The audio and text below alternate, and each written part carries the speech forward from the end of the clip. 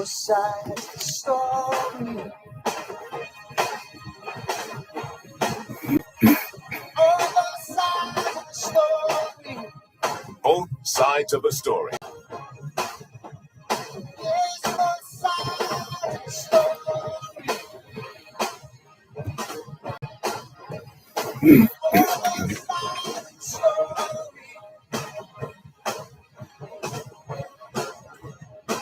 Both sides of the story. Both sides of a story.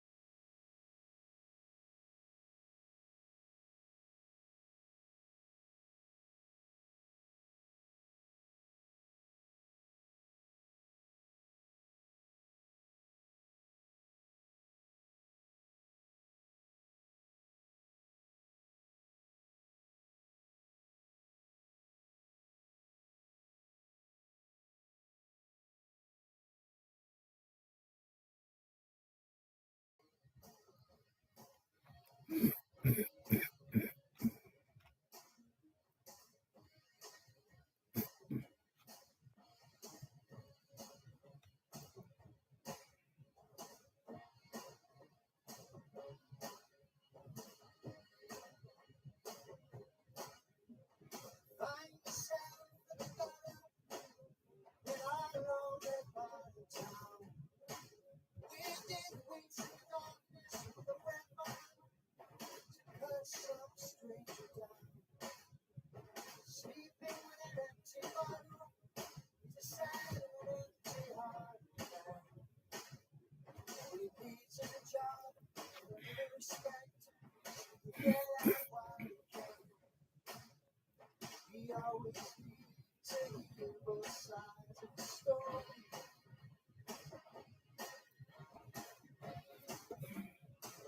Both sides of the story.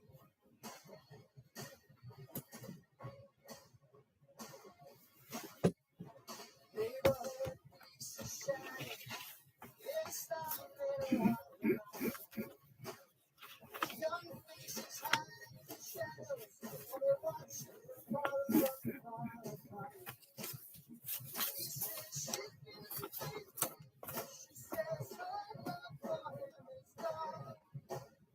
And the brother shrugs to his sister and says, looks like it's just us from now on. Oh, we always need to hear both sides of the story. We need to hear both sides of the story. Now the lights are on, the world is watching now. People looking for truth, we must not fail now. Be sure before we close our eyes and walk away from here. Till you hear both sides.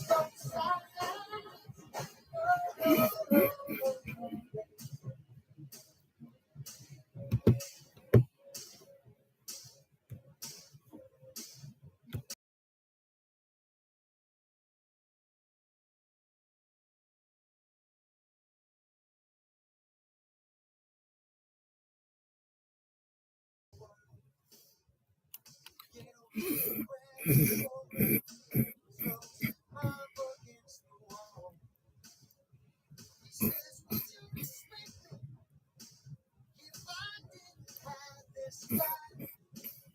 'Cause without it, I don't get it. And that's why I carry one. You always need to hear both sides of the story. Both sides of the story. Both sides of the story.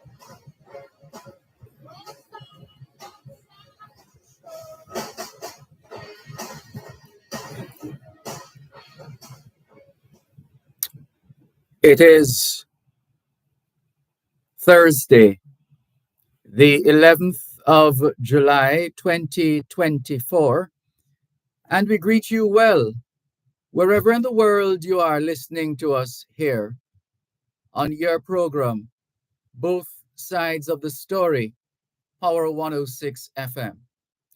We don't ever take your listenership for granted because we know you have choices.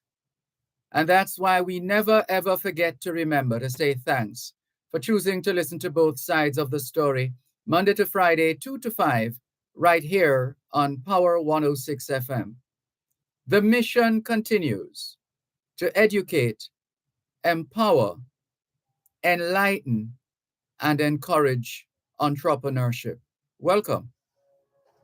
We always need to hear both sides of the story.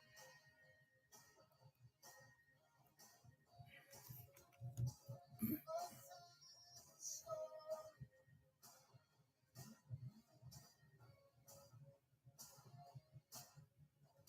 Neighborhood police are shining. It's the middle of the night. Young faces hide in the shadows while they watch the color fly. He says she's been infected. She says her love for him is gone. The brother shrugs to his sister and says, looks like it's just us from now on.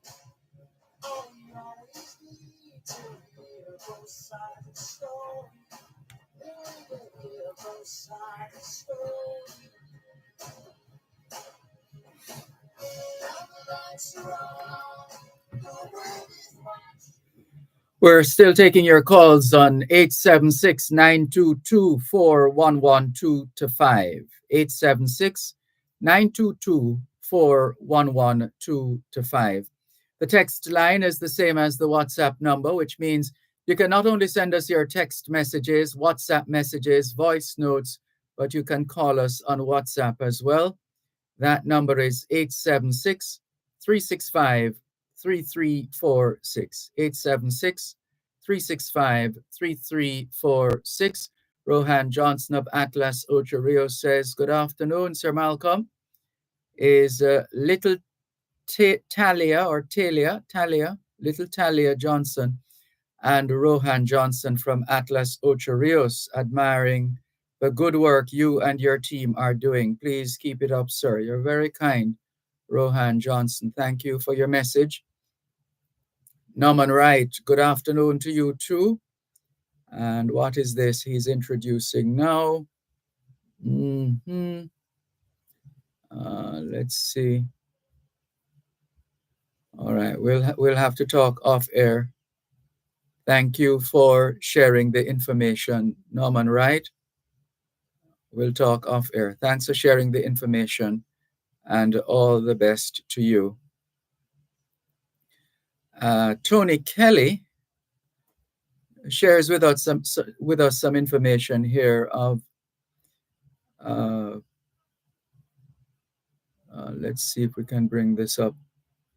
British born of Jamaican parents, Professor Shirley Thompson, OBE, that's Order of the British Empire, was featured today, the 11th of July, on BBC Radio 4 with her daughter Abigail Kelly, classically trained singer, who stars in this one-woman opera, Women of the Windrush. And he entreats us to give a listen. It's a 25-minute recording, he tells us. And you know we're going to make the time to listen, right? Wonderful. We'll be back in just a moment. You're listening to Power 106 FM. The time is now 2:15. On your mark, set, get ready to go. It's time for the True Juice 5K, the one-of-a-kind experience taking you through the beautiful True Juice orchards in Buffalo. Sunday, July 21, 2024. Register now at TrueJuice.com. Entry fee only $2,500. Come run, walk, and have fun while raising funds for the Lincoln Hospital. Follow at True Juice on Instagram for more details.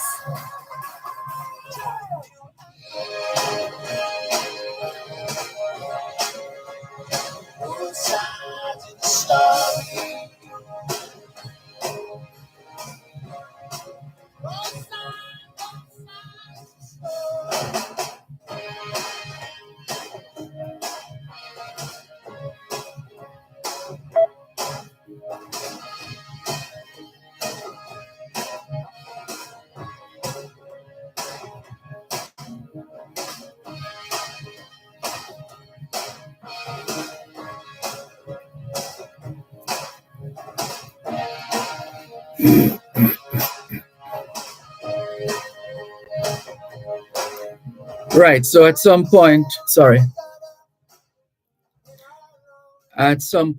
we look forward to playing a bit of this recording of yet another outstanding Jamaican doing great things. And she's Professor Shirley Thompson, as we said, OBE, Order of the British Empire. And she's featured today, the 11th of July, on BBC Radio 4 with her daughter Abigail Kelly, classically trained singer who stars in this one-woman opera, Women of the Windrush. And she encourages us to have a listen from the 24-minute mark. All right, we've made a note of that, and we will, when we're able to, when it is convenient to do, we will take care of that. Thank you very much, Tony Kelly, for sharing this bit of information with us, and all the very best. As we continue with more on your program, Both Sides of the Story, Power 106 FM, taking your calls on 876-922-4112-5, 876-922-4112-5. The text line, same as the WhatsApp number, 876-365-3346, 876-365-3346. And this one now, we are, where does it start? From Viziniri in Savannah Lamar, Westmoreland. He says, well, I think he's trying to tell us a lot, and a bit of overload there. We'll need a little more time to examine that particular message. So bear with us. As soon as we're able to, we will see what you have there. But it is quite a lot. A little difficult to read at times as well, because of how it is written. But we'll try. In the meantime, Let's get the conversations going on 876-922-4112-5, 876-922-4112-5. The text line, same as the WhatsApp number, 876-365-3346, 876-365-3346.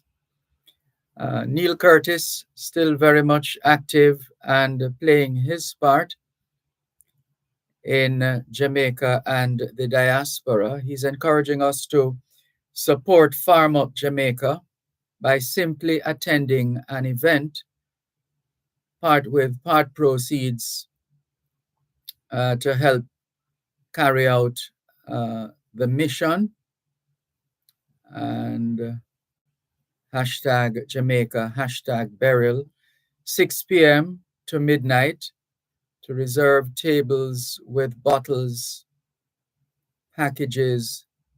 Call 646-423-3565, or you can, most people know Neil Curtis. You could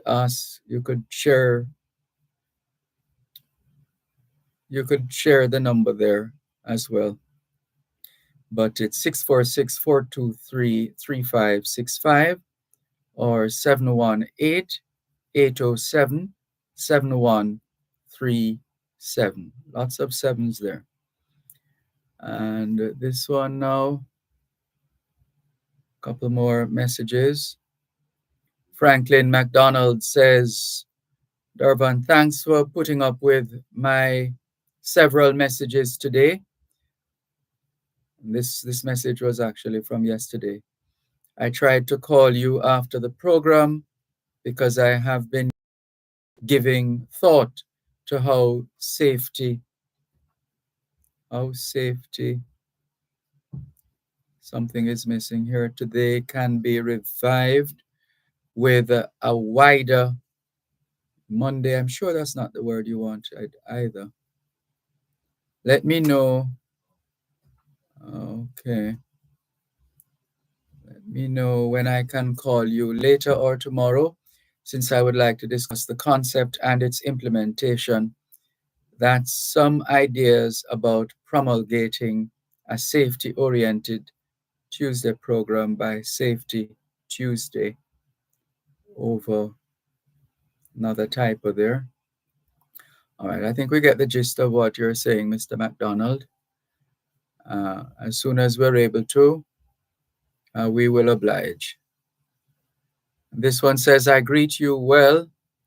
I'm seeking your help, whereby you will be having a big show today, and it is against this background.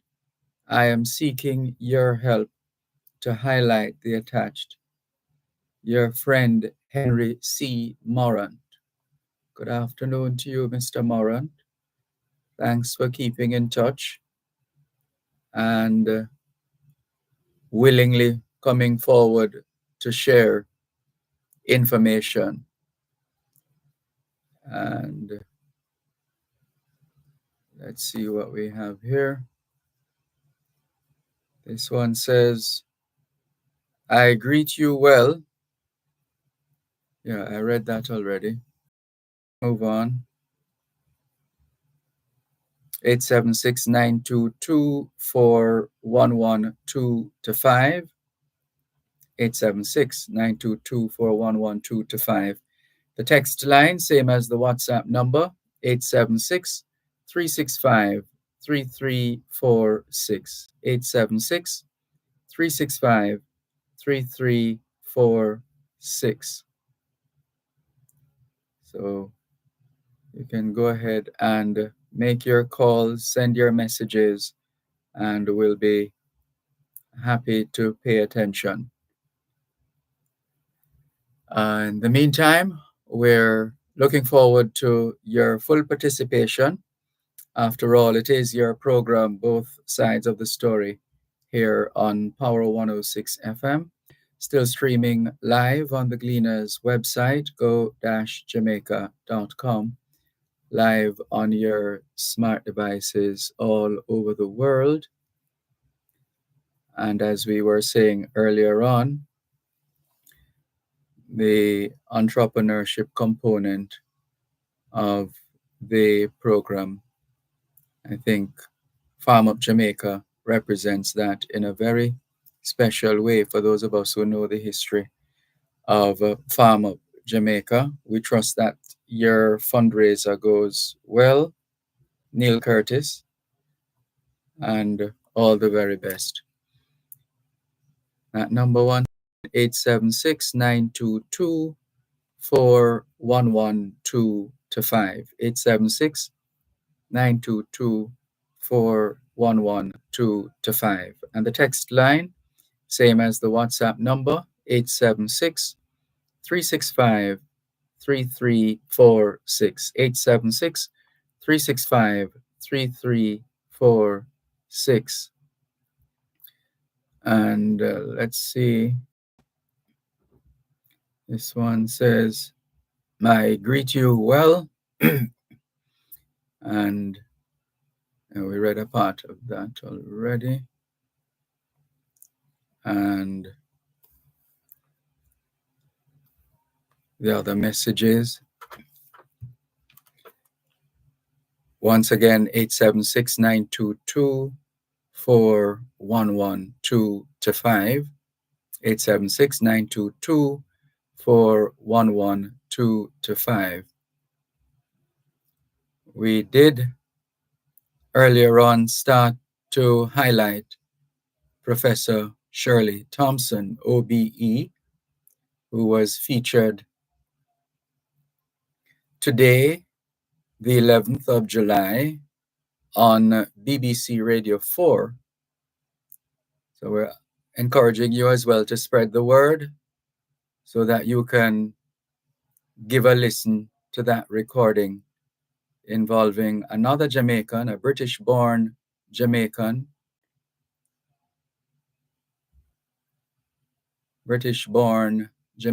parents, Professor Shirley Thompson, OBE, and the recording is still very much available. And the suggestion is that you start listening at the 24-minute mark for those who have sought copies of the recording. And it features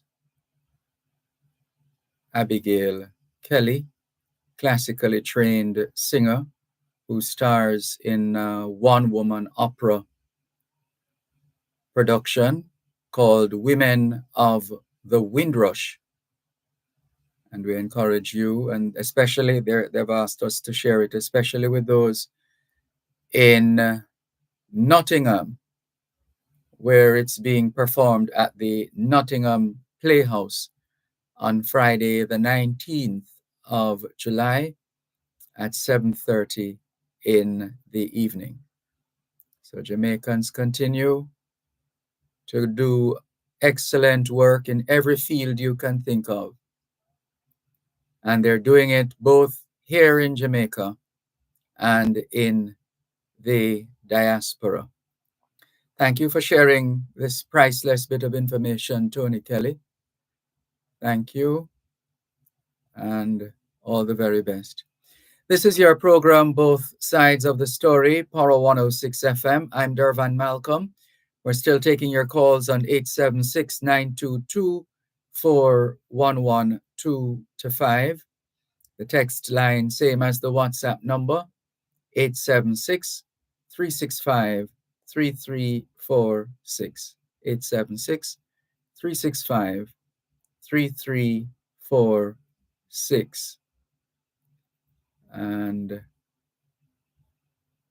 keep us posted, Tony Kelly, on further developments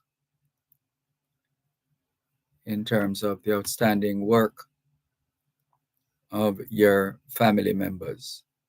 Well done. And let's see who else is messaging us. This is okay. So this is some useful information here. It's a brand for entrepreneurs. Another, well, they say another youngster who is doing this kind of work. A plan to supply mangoes from 70 plus trees, 15 varieties, and you'll hear more. Well, let's go to the phone lines, 876 922 4112-5. Good afternoon. Thanks for calling. Oh, sorry. Let's take the break and come back. You're listening to Power 106 FM. The time is now 2:30. Yo, catch the man on the new car. Come in, my Jenna, make with the road. Yo, bro, stop the foolishness. We don't need to drive so fast. Easy now, you see the man a big driver. Road burn up you now. Yo, bro, stop the car and make me come out. You need to drive better. Road safety begins with you. A message from the Road Safety Unit.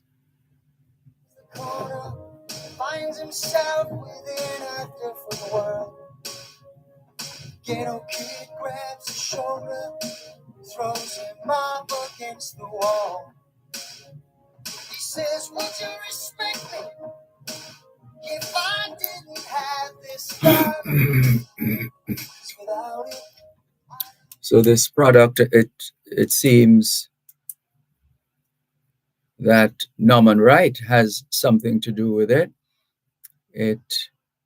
They're looking to produce exotic dried mango, and there's the spicy variety. Because after all, it seems that we have no use for mangoes in Jamaica in a strange way. We love to eat them and all different varieties. Yet we still lose so many of them, just dropping all over the place, and nobody wants them when they drop. And so it seems, well, it's about time that there are individuals who are serious about the mangoes, and instead of having them rotting on the ground, picking them up in time to be able to package them and obviously to sell them. So we'll be following this entrepreneur as she goes about her enterprise, and let's see. So they plan to supply mangoes from 70 plus trees, 15 varieties, and they promise to get us samples one of these days. She currently does pineapple and jackfruit. So thank you very much for sharing that information with us. This is the kind of productivity we like to see and experience, as opposed to having these items, these loved items, fruits, mangoes.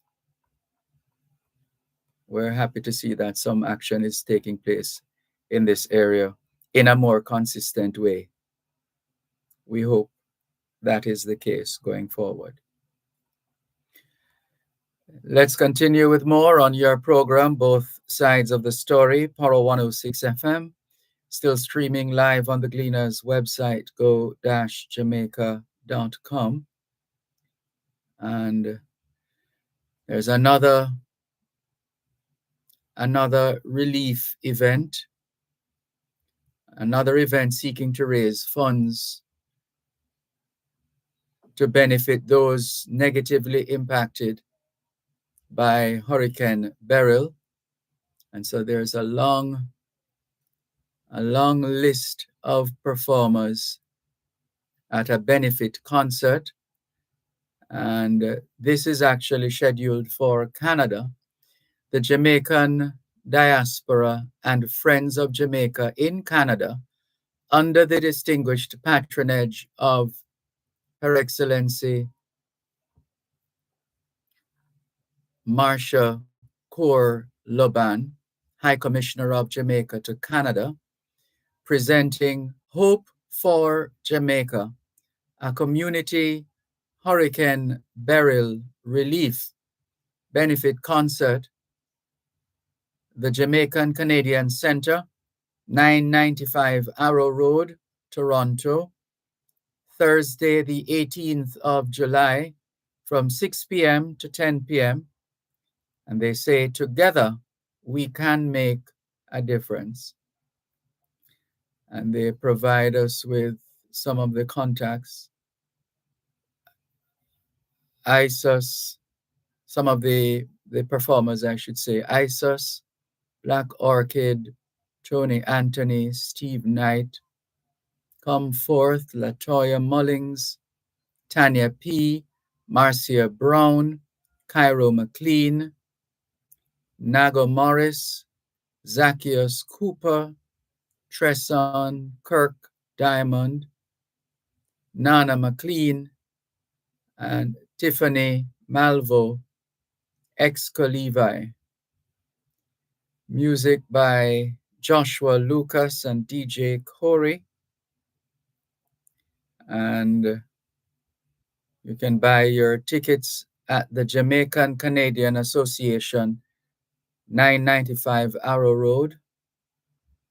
And the contribution is minimum. It's just 20 Canadian dollars, or if you prefer, 20 US dollars. But since it's in Canada, it's likely to be in Canadian dollars. So contribution, 20 Canadian dollars. Tickets available online at Hurricane Beryl Relief Concert, JCC, at the Door. That's the Door restaurant in New York. Oh, no, just at the Door. At various outlets as well. And all funds, listen carefully, all funds will be donated to the Office of Disaster Preparedness and Emergency Management. So again, Jamaicans coming together at home and abroad to make a difference in Jamaica. What a heartwarming feeling that is. Quite heartwarming. Thank you all so much from all over the world for being a part of the experience. Well done. Well done. Continuing with more on your program, both sides of the story, Power 106 FM, still streaming live on the Gleaners website, go-jamaica.com, and still taking your calls on 876-922-4112 to 5, 876-922-4112 to 5. The text line, same as the WhatsApp number, 876-365-3346, 876-365-3346. So by all means, go ahead, make your calls, make your comments, post your messages, and make your contributions in your respective ways. There are other efforts underway as we speak, and we have shared that information as well. And that has to do with the donation of 65 pairs of shoes ready to go. 65 pairs of shoes. And this is an effort initiated by supporters of Marvelly Infant and Primary. So this is scheduled to be, well, the philanthropist is scheduled to be in Kingston from the 13th to the 19th of July to deliver school shoes to Marvelly Infant and Primary School. And it's 65 pairs of shoes ready to go. And we see the pictures ready to go. Thanks. And this is gratitude going out to Sandra K. Gibson, saying thanks for all your support. Marvelly Infant and Primary 2024 school shoes. And this is, she says, back to school in July. So congratulations to Sandra Christie Brown and her team of volunteers as they continue to make their contribution. And there are other needs. There are other needs which we'll hear about. And let's see. Also, what's this now? They are going to be donating as well. Let me see. 2 power banks and mini power banks. And I see an Android phone on the list as well. New and fully charged. 2-pack mini portable charger. So there are some telephone devices as well, telephone accessories, which will be presented as part of the donation. So well done to the donor. And once again, she is playing her part as she has done before, over and over again. And there's a story of the South Florida community responding to the aftermath of Hurricane Beryl. So there is some action, more than some action in different areas coming out of the US, Canada, the UK as well. I think I neglected to make reference to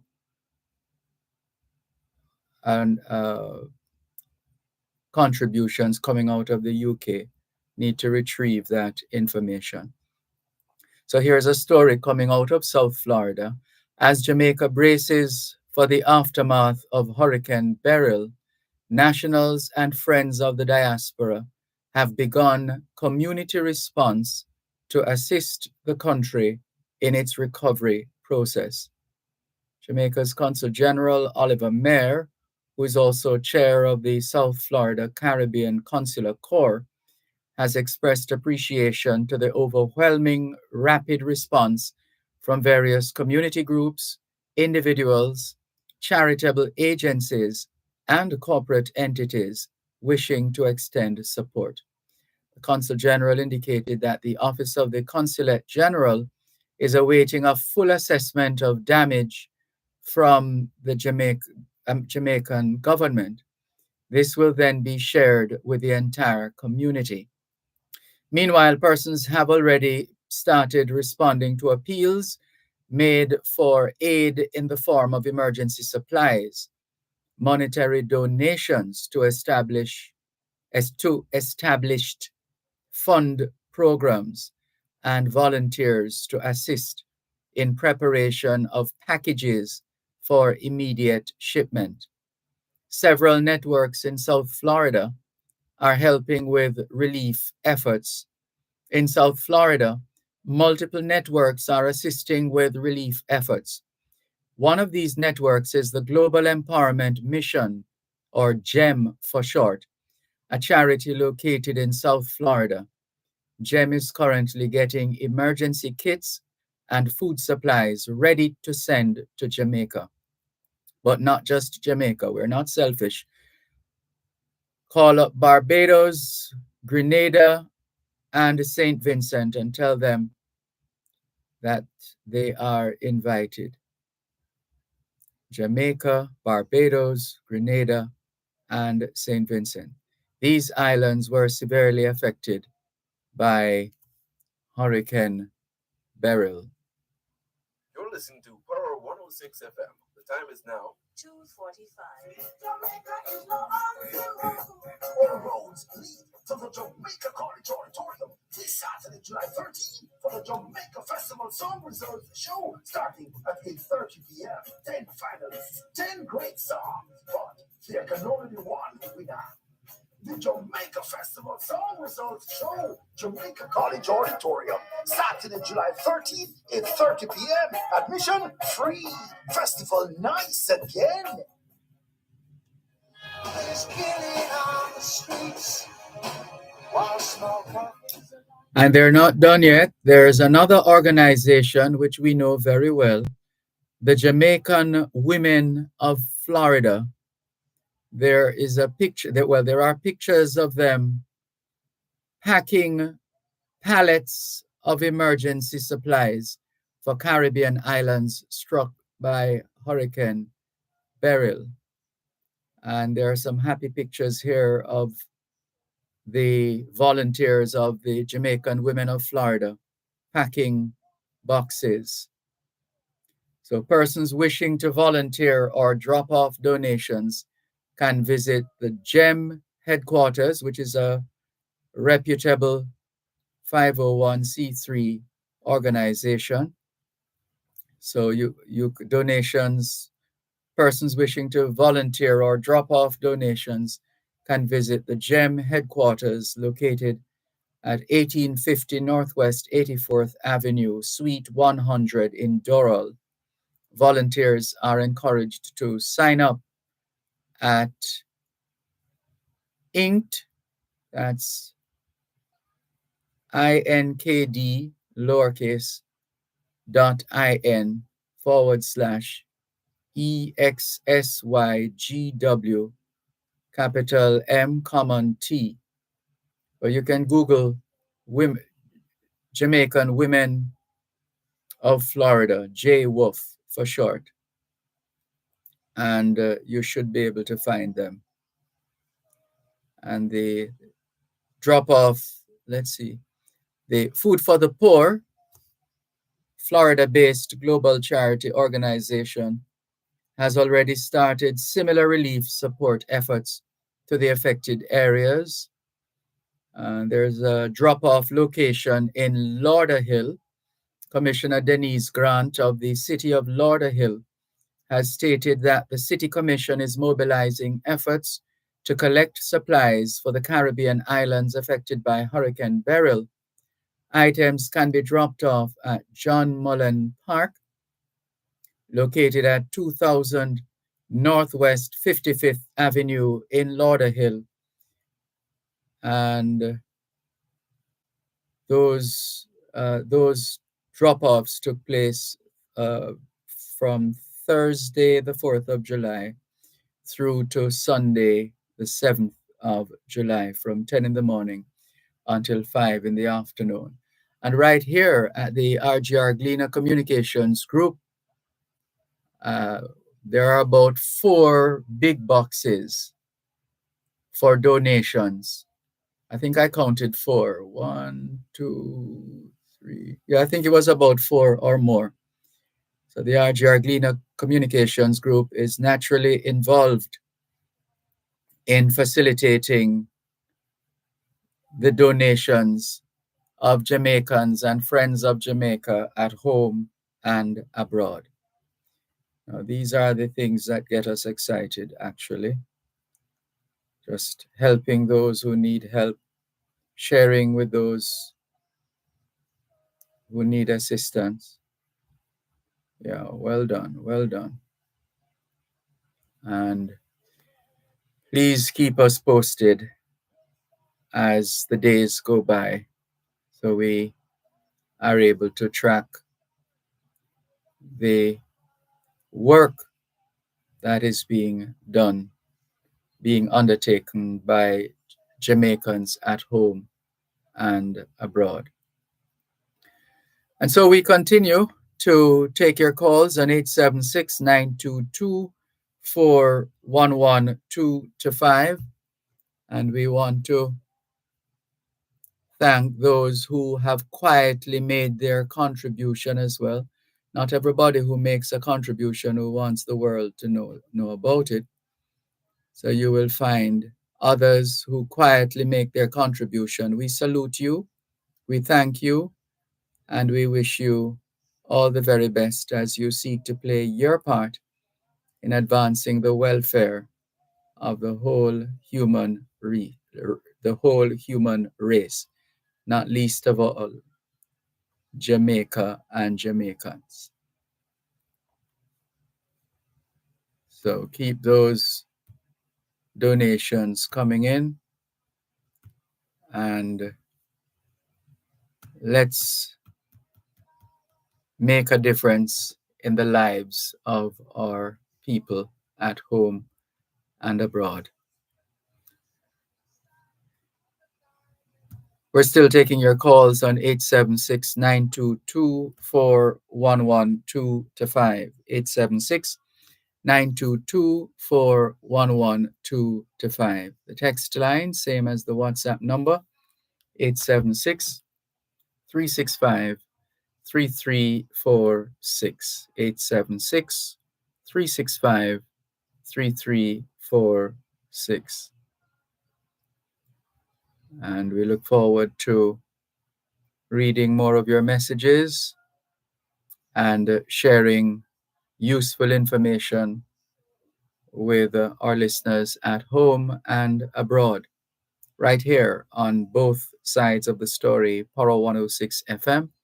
Still streaming live on the Gleaners website, go-jamaica.com, live on your smart devices all over the world, and continuing to celebrate the work of our fellow Jamaicans at home and overseas, making a difference. Well done. Well done. And as we said, Neil Curtis, we hope you get the support that you deserve.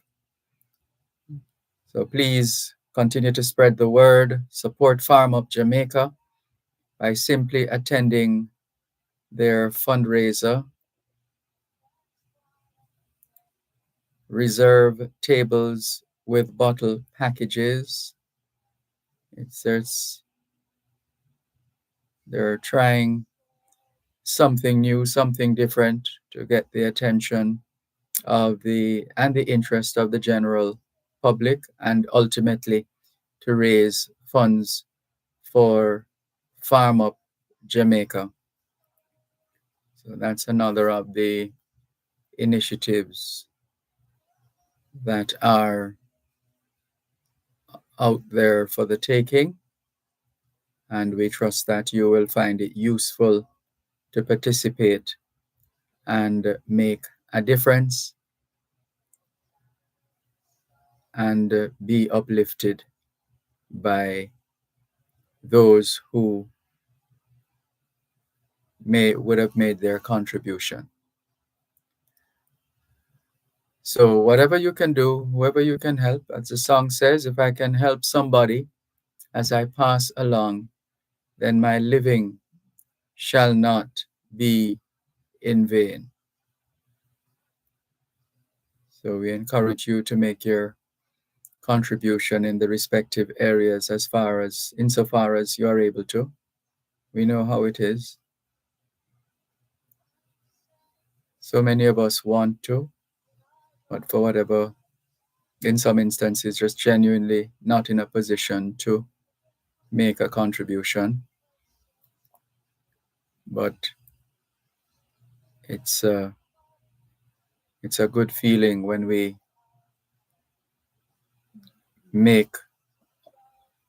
contribute to the growth and development of others, and in particular, those who are most in need.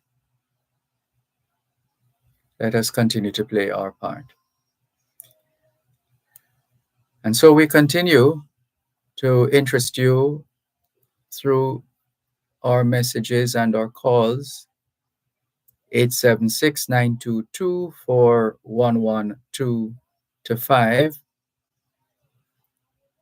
Cuban in Georgia says, "Good afternoon, Sir Malcolm. It's unfair to the taxpayer for public officials siphoning off taxpayers' funds sitting in the parliament who continued to elicit money. And now we hear there are two more eliciting funds. To me, those two saw that no action was taken against the six, so they feel free to do the same because there are no laws to stop eliciting funds from the taxpayer. So those other two feel privileged to elicit the government of Jamaica because there are no consequences to face, says Cuban in Georgia.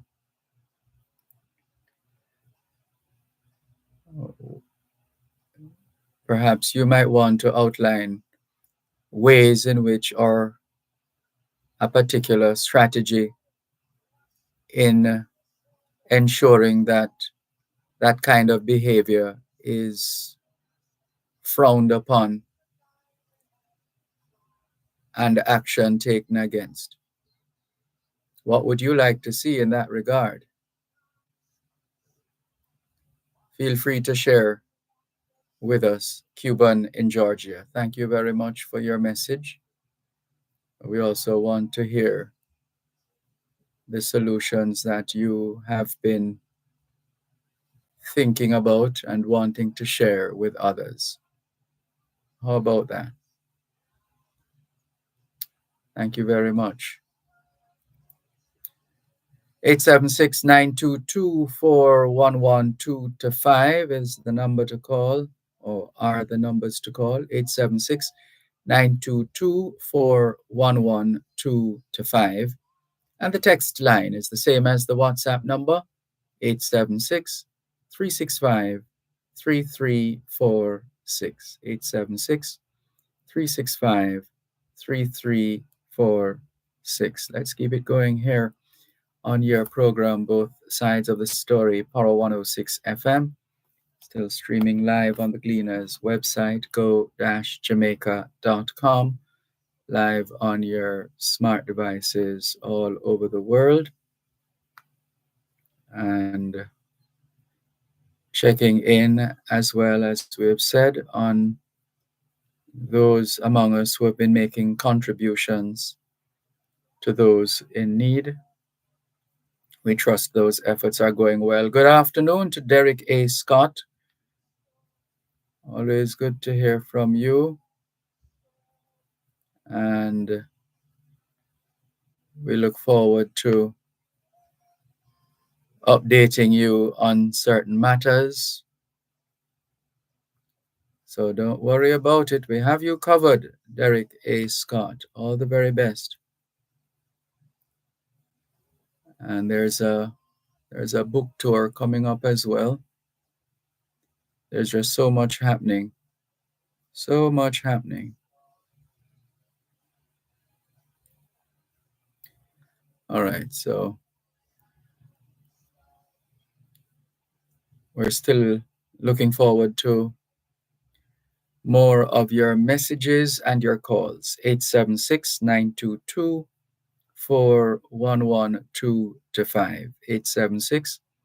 876-922-4112 and we're being encouraged to participate in an inspiring evening celebrating the remarkable journey of Dr. Patricia V. Smith, the successful Jamaican businesswoman and author whose incredible perseverance transformed her life from poverty to prosperity.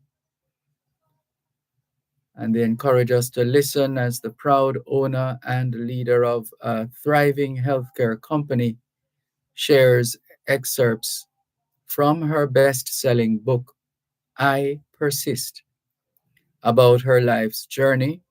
Her story is a testament to the power of resilience, determination, and persistence.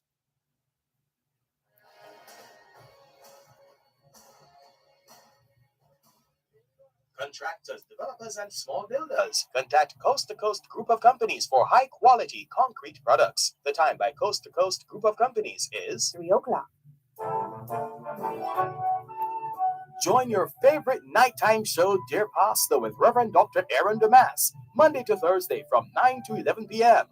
Call in or text in and have great discussions with Dear Pastor as we exchange views on a range of subjects. That's Dear Pastor with Reverend Dr. Aaron Damas, Monday to Thursday from 9 to 11 p.m. right here on Power 106 FM, the Power 106 FM app, and go-jamaica.com.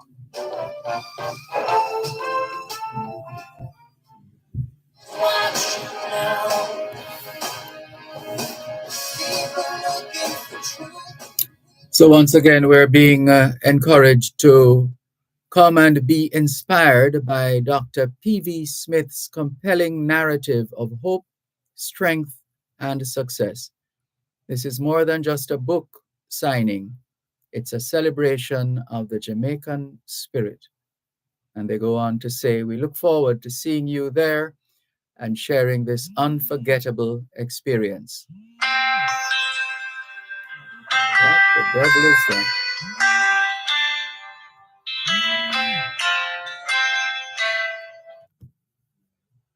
No, that's not supposed to happen. That's not supposed to happen. We'll have to check that. Right. So, highlights of the evening: personal anecdotes and question and answer session, exclusive book signing opportunity. Books will be available for purchase, live entertainment, experience captivating performances by Jamaican talents. And so that is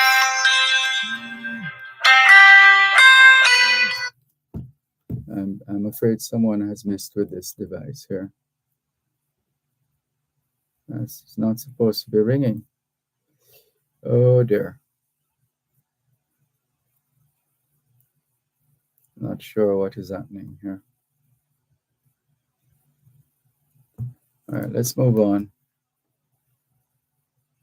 Right, so there's a book tour launch, as you heard, and that is coming up. It's called I Persist, and it's by Dr. Patricia V. Smith. You can look out for that and spread it all over the diaspora.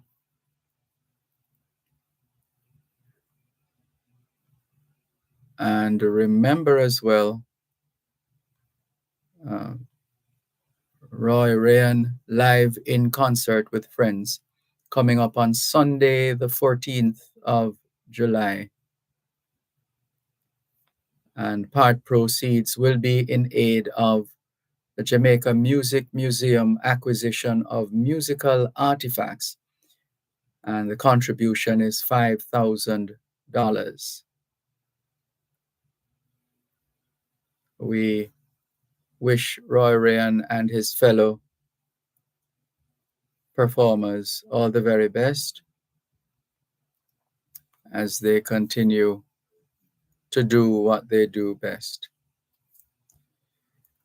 So let's continue with more here on your program, Both Sides of the Story, Power 106 FM, still streaming live on the Gleaners website, go-jamaica.com, live on your smart devices all over the world.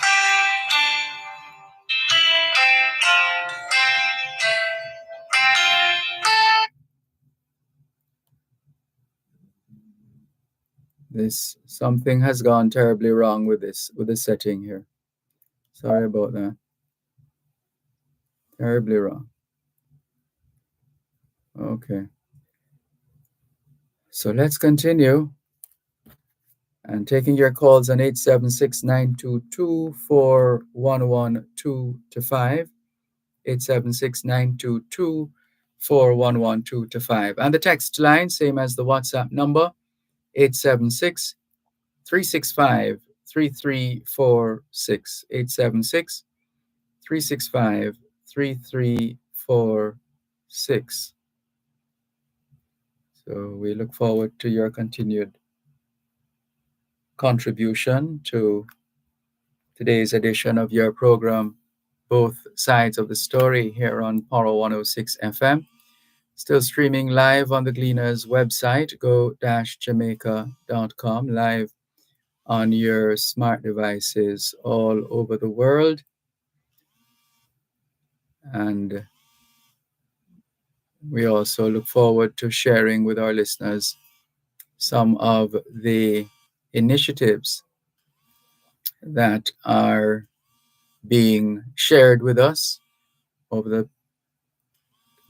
during this afternoon's program, and we're looking forward to passing on some more of that information as well,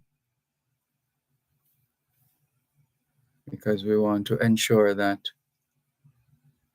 you are a part of the change. We're all a part of the change and making a difference. And we know of the impact that the hurricane has made, and in some way or another, we are connected with those who have been impacted. So Cuban in Georgia says, well, I think we read this one already. We read this one already. So we still have space. Okay, let's go to more of your calls, 876-922-4112-5. Hello, good afternoon. Thanks for calling. Good afternoon, my Professor Dervan Malcolm. Good afternoon. And good afternoon to your listeners and your valuable callers. Thank you on their behalf. Dervan. Yes, sir. You know, it is very cheap to call this radio station. It is? Yeah, very cheap. You know, you just buy your credit and you put on a plan, and it saves you a lot of money. And you can use your telephone bill to set off against your tax credit at the end of the year, and you pay less tax. That's what I do, you know. Oh. I hear you picking up all of those people from the diaspora who are making the contribution. Mm-hmm. One of the most contribution we can make to each other is to give time. Mm-hmm. Yes, that is true. Yeah, because when I woke up this morning and turned on the Alger news, two news disturbed me, and it still concern me throughout the day. The first news is that the illicit six that the people were concerned about. Yes. It is now the illicit 8. Mm-hmm. So I hear. Don't see anybody demonstrating. And then the second news I hear is that the mayor of Portmore, Mr. Leon Thomas, is asking the Minister of Local Government, the Honorable Desmond McKenzie, for money to deal with some care package for people living in Portmore. I don't understand that, Dervan. Also, Huh? yes. What? This money thing, this money. What has gone wrong with the Jamaican money? Why is it that people finding themselves so out of pocket and don't have any money, especially in times like this? What is that mean? Maybe inflation and related matters. All right, inflation and related matters. All right, we're doing mathematics. I don't talk politics, I do mathematics. All right, as I tell you, one of the best ways to fight inflation, this type of inflation in the world today, is through teamwork in a Dervan. Mm-hmm. You work as a team. You mean like for example, getting together with either family members and or neighbors and friends to go shopping, for example, and shopping. Yes, Dervan. Yes, Dervan. Instead of you go buy 2 Mm-hmm. pounds of flour, you buy a bag of flour and wait out. Mm-hmm. And you save a lot of money and time. Yeah. And Dervan, as I tell you, the supermarket experience teach me a lot during the hurricane. Mm-hmm. The amount of baked products that I see come off of the shelf in such a less time. Mm-hmm. And we're talking about the top 3 supermarkets in Portmore. If the people, the second richest man in Jamaica, is a baker, Dervan, bake and sell. And if we as a people could come together and bake, who is the best baker in the family? Bake even 2 times for the month, make we eat your baking. We could save a lot of money and cut inflation, don't you think? Well, anything is possible. We could change the income inequity in our society. Because it's all about money. Look at Portmore. Portmore is the most intellectual community in this part of the world, certainly in the Caribbean and Latin America. It has the most university graduates. Portmore, in my opinion, has the most millionaire in a single community in Jamaica. And when I say the most millionaire, I mean in Jamaican terms, per capita, than any other community in Jamaica. And the mayor over there asking the Minister of Local Government for money to give people in Portmore for care package, Mr. Mayor. Maybe Running Portmore properly. maybe the money is just not enough. Not enough, Dervan. Yes. Portmore, when you look at property tax, Portmore property tax contribution to the government cover is about 99%. Portmore people pay the taxes, you know? Mm. But let me tell you what is happening in local government. You see, you support more of a lot of small businesses. And most of those small businesses, they are too informal. Mm-hmm. You can't run a municipality like Portmore, that's when Mr. Mayor. Another thing is that the talent base and the education base in Portmore, it is not properly coordinated within the community. Because I live in a community named Independent City. And the only time when I see a group of women, I talk about 20 women attack 3 days after the hurricane when no light is in the community for 3 days. You know what they're talking about? What's that? That went spoiling them fridge. Oh, yes. It's the first time I've ever seen a group of women in our community talking together as one body. And it's a hurricane caused them to be talking like that. When we have other things in the community that must be talked about, like the cleanliness of the community and the cleaning of the gully and the landscaping of Passage 4 Drive and the people paying the land tax to the municipality and Portmore is in a filthy state, Mr. Mayor, and you're begging Desmond McKenzie money. after hurricane. So what will happen when the second hurricane come and the third one? And these people are in top position, getting big salary, but they don't have any business plan for Portmore, Mr. Malcolm. Mr. Malcolm, Mm-hmm. you know what was one of my assignments today is to look at the private sector. Hello? I'm just watching the clock. We're coming up on a break. All right. If you can accommodate me after the break, I take it because I really have something I want to say. Okay, hold one moment, please. You're listening to Power 106 FM. The time is now 3:15. On your mark, set, get ready to go. It's time for the True Juice 5K, the one-of-a-kind experience taking you through the beautiful True Juice orchards in Boardwalk, Sunday, July 21, 2024. Register now at truejuice.com. Entry fee only $2,500. Come run, walk, and have fun while raising funds for the Lincoln Hospital. Follow at True Juice on Instagram for more details.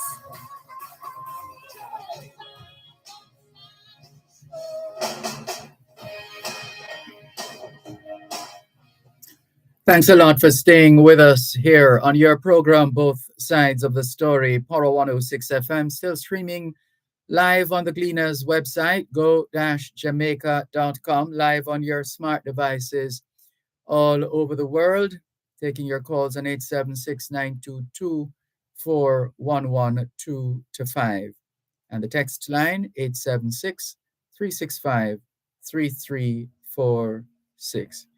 Yes, Mr. Carter, thanks for holding the line. Go ahead, please. Two more matters I want to explain to you. When you look at Portmore, I was going back to Portmore where I live, and I might retire in Portmore. Portmore have a toll road on it, you see, Mr. Malcolm. And when you look at the traffic that goes in and out of Portmore on a daily basis, and they raise the toll fee the other day, and the toll, all of those toll, when they collect it, you know, they buy foreign exchange with it, and they send it back to France, to Bowie, to their mother country that build the road, the company. And you know what the company does with that money? What? The company use it as part of their pension plan for those people who used to work with that company. Because what these big multi-corporations do that build toll road, they attach the pension of their employees to it. And if the mayor of Portmore and the tax administrative office should check the TRS, the tax registration number of all of those motorists who go in and out through the toll, especially those who deal in public transport. They need to be really contributing to the NIS of the country, like how them contributing to the pension of the toll road owners, you know, in order for people to be benefiting from the national insurance, which is social security, which is responsible for by local government people like the me and Desmond Mackenzie, so that in time like this, old people do have to beg Desmond Mackenzie no money for no care package, you know, sir. What's he doing with the people, them? These are much law that it was written by previous prime minister and administration in the Income Tax Act. So how is it that a busman and a taximan will be willing to pay $1,040 for the bus, and was it $600 for the taxi, and pay it to the toll road rather than pay a fee share on the NIS? Tell me why, Professor Dervan. Are we wicked son? Are we not no sense? Are we not know? We don't know what we're doing to each other. Mm. And the mayor is there as a sheriff of the city to protect the citizens of Portmore. And Desmond Mackenzie is there as the minister of local government to see that the money go where it's supposed to go to benefit people in times of hardship when your whole land disaster take you. And none of them doing these mathematics on the ground. And when people like me take up my phone and pay my credit and call on the phone, people are saying me chat too much. Chat too much what, man? I'm not talking politics. And secondly, Mr. Listen. One of my work for today was to look at the companies in Jamaica. You see, those are the stock market. Like that, the government owe a lot of money on the stock market companies in Jamaica, right?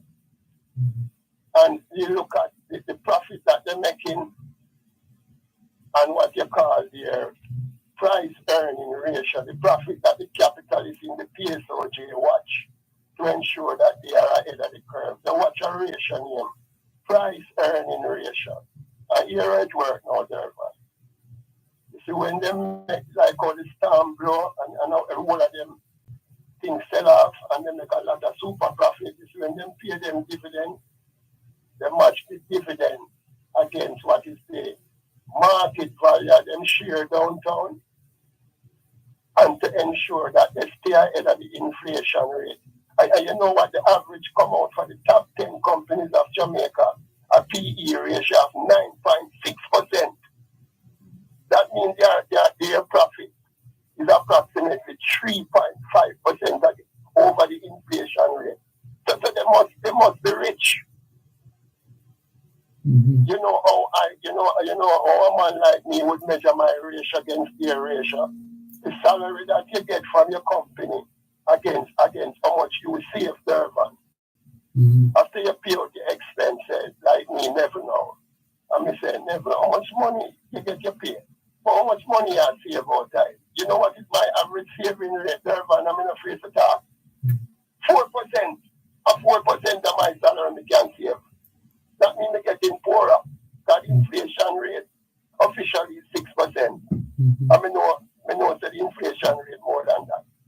So the mayor should not be begging the minister of local government no money at all. That shouldn't even come in at the news. Or you have to ask Desmond McKenzie to release money to feed more people. Mr. Malcolm. Yes, man, we're getting you straight. We're hearing. I'm going to leave you with this and I'm on the people that are here. You see, yesterday at the United Nations, Mr. Malcolm. Yes. The United Nations breakdown yesterday because the Russians and the Ukrainians, they're quarreling about the bombing of the hospital, you see? And the Russian is talking, when Israel bomb hospital, nobody not talk. Or when Russian bomb hospital, everybody talk. And the Russian proved to the UN that it's not their missile bomb the hospital. So I feel like the whole of them around there tell all of your world leaders, them that you put your trust in, that talking about them in the UN and them leading people. Them kill people, Mr. Malcolm, is a set of people. They kill people. And they tell lies. They tell lie and kill people. So when hurricane come out in our direction, I'll do a bomb now drop on we. They will decide who live and who die. Don't you think so, Mr. Malcolm? If it comes down to that, yes. What is the professor? If it comes down to that, yes. To be continued. Argument done. Thank you for the call. Take care. And thank you for this program. You're welcome. Thank you for listening. Take care. Bye-bye. This is your program, Both Sides of the Story, Power 106 FM. Good afternoon to Robert C. Gray. He says, good afternoon, Dervan, Malcolm, and Both Sides of the Story fans. Good afternoon to you, Robert C. Gray.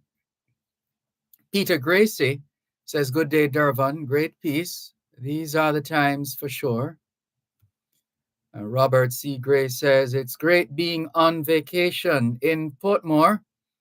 Been here since last Friday. Besides vacation, I came for a Scouts reunion and a celebration of the founding of the Portmore Gospel Assembly Passage Fort Scout Group with friends. Service was held at Portmore Gospel Assembly Church this past Sunday. Thanks for sharing that bit of information with us. Valerie Weller Peck says, good afternoon to everyone. Blessings to all. Blessings to you too, Valerie Weller Peck. Mike says, good afternoon, teacher, to you and your listeners. I'm home watching you live on Facebook. I want you to big up my friend, Loni Ricketts, and on her birthday. Thank you. Keep safe. And you do likewise. Thank you for your message.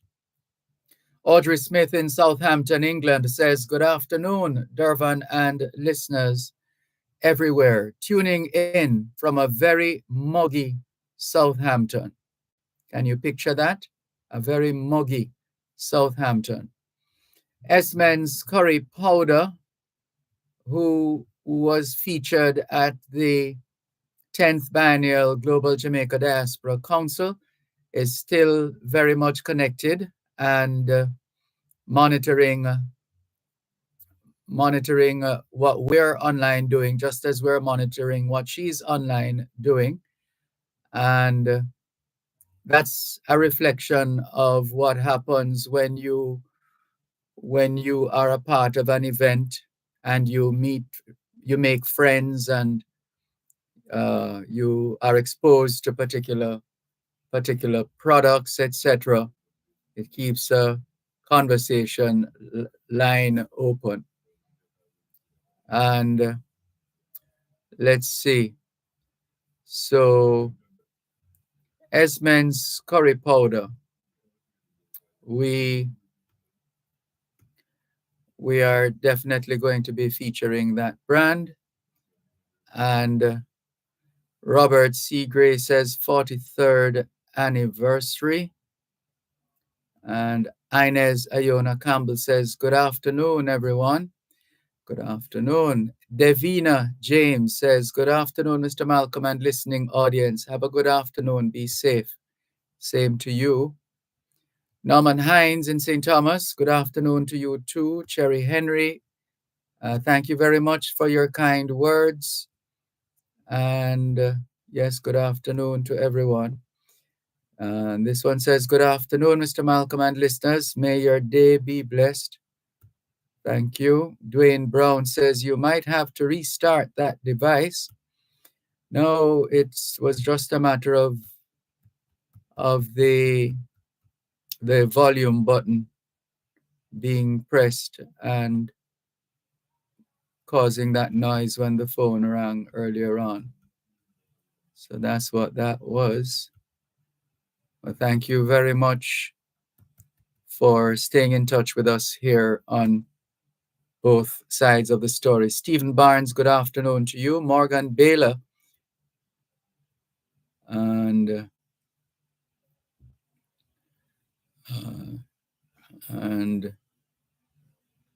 continuing with more, 876-922-4112 to 5, 876-922-4112 to 5. And the text line is the same as the WhatsApp number, 876-365-3346, 876-365-3346. So let's continue with more on your program, both sides of the story, Power 106 FM. Still streaming live on the Gleaners website, go-jamaica.com. And let's see this message. Sir Malcolm, the clique is still operating its propaganda machine in Jamaica. It's time for Black people to rise up against the clique, says Cuban in Georgia. Miss Dell says, good afternoon, Mr. Malcolm. Does illicit enrichment necessarily mean that someone got rich off government money? Well, as long as it is illegal. As long as it is illegal, it is illicit. Someone could have unexplained wealth from some other source, for example, says Miss Dell's message. Inheritance, selling illegal substance or kickbacks.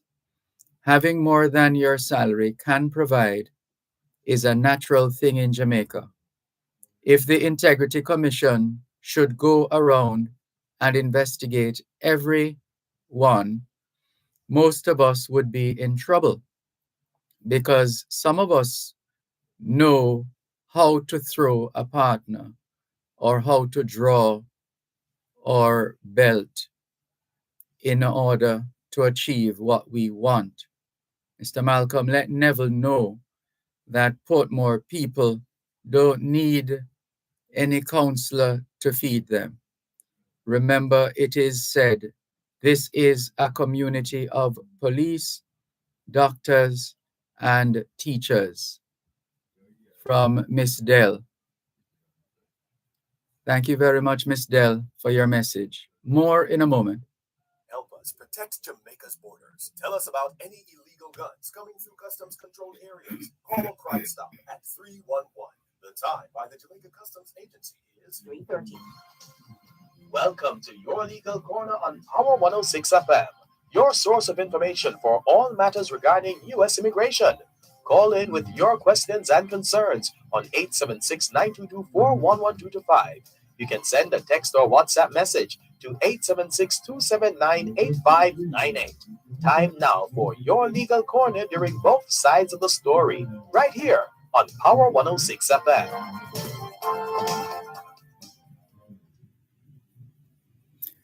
It is a Thursday afternoon, just after 3:30, and that means time for your legal corner with U.S. immigration attorney Delia Walker Huntington. Thank you very much. Always a pleasure to have you on board, Mrs. Walker Huntington. How are you? Not doing too bad today. How are you, Dervan? I am fine, thanks. Sorry, you're what a little under the weather, is it? Yes, I was. I'm just recovering. Thanks for asking. How are things in Jamaica? Have you been down to St. Elizabeth, Manchester, personally?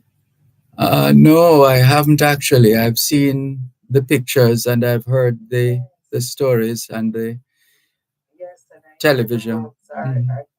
Boy, Yes. lots of prayers went up for Jamaica. I think this shows us how a few miles can make a difference. Because had this hurricane come even 5 miles closer to shore, I'm not sure you and I did speaking today, the damage that would have been done. So we're grateful that the majority of the country was spared, but our heart certainly goes out to the folks in Clarendon, St. Elizabeth and Manchester in that area. Yes, indeed. And we're getting a lot of love and support as a country, as usual. When Yes. once there's a something to resolve, something that is. Yes, see that their international partners are stepping up as well as people in Jamaica and those in the diaspora. There are a myriad of different initiatives that are going on to try to meet all of the needs of the people in Jamaica because they are varied and they are many and it will be ongoing. So it's important that whatever is being done, the approach is sustainable. There are some immediate needs, I'm sure, but there will be long-term needs as well. Yes, and there was a vessel, a U.S. vessel that contributed some boxes and other containers as well. Excellent. Excellent. Yes. We have to come together at a time like this because, they are for the grace of God to either of us. True. Certainly could have gone either way. Absolutely. All right. So let's see if there's anyone online who would like to have a U.S. immigration question answered. Good afternoon to you. Thank you very much for joining us. We're looking forward to your calls, 876-922-4112 876-922-4112. And the text line, same as the WhatsApp number, 876-365-3346 876-365-3346. Any question at all to do with U.S. immigration, this is the time, this is the place, and feel free to ask your questions. So, any updates in on your end, Miss Delia? Well, there are continuous updates, but if you would like, I'd like to point out some issues that I see coming up, and I've seen these particular issues several times since the last time we spoke. One of them is the importance of having your paperwork done um, accurately and by someone who has experience. A slight not answering a question or answering a question incorrectly can cause your file to go in a different place. So, for example, if you are filing for someone in Jamaica and you need to tell USCIS what they need to do with that file after it's been approved. And we have seen over time where people neglect to answer that question and then their file sits in limbo. Because if USCIS doesn't know what to do with the file, they're just going to put it down. They're just going to put it down, they'll approve it, and it'll be there, and you'll be waiting to figure out what is the next step. So it's important to answer the questions correctly and all of them. It's, as I tell my clients often, it's not a multiple choice question where you choose to answer some. Some questions you don't need to answer, but you need to know which ones of them you must answer because you can opt out of answering some of the questions. And it then causes a delay and it causes an expense in order to get the file to where it needs to be. So please be aware of that. Mm-hmm. And sometimes what happens is that we get a family member who maybe had done somebody's paperwork before, and because they did it and there was no problem, then they think, oh, I can do yours or the next person's. And no two cases are the same, and we see too much anguish that is caused by this inexperienced approach to actually doing the filing correctly. Another thing that pops up and causes people consternation is when you are doing an application, there are times when USCIS comes back and asks you for more documentation. Now, as an attorney, when we take a file, we analyze it and we ask the client for as much information as possible and supporting documents. Sometimes the relationship, let's say it's a marriage, the relationship is of short duration by the time we file the application. So there's not a lot of supporting documents. USCIS can come back and ask you for more. It's called a request for evidence or an RFE. They ask for more documentation. And sometimes you get frustrated because you think you've given it to them already. It's the same with a waiver. We put a lot into doing waivers in my office. We send documents, pages and pages and pages of supporting documents, and USCIS comes back and asks you. And your first response is you want to say to them, well, why don't you go with what I've given you? Because I've given you this already. Unfortunately, you can't do that if you want to have a fair shot at actually being successful. You have to jump through the hoops. Not saying that in jumping through the hoops, you don't point out where this has been given before and point out the folly, but you have to jump through the hoops if you want your case to have a fighting chance. If you're married and you're doing a petition, please to continue to keep evidence of the relationship right up until you get the citizenship. Because you want to keep evidence of the courtship, keep evidence of the marriage, the first filing.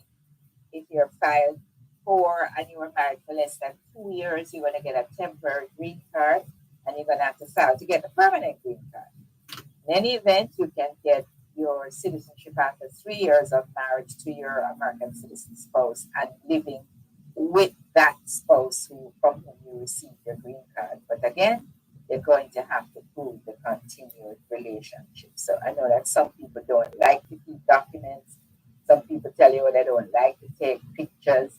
Please get in the habit of documenting the relationship when immigration is in line.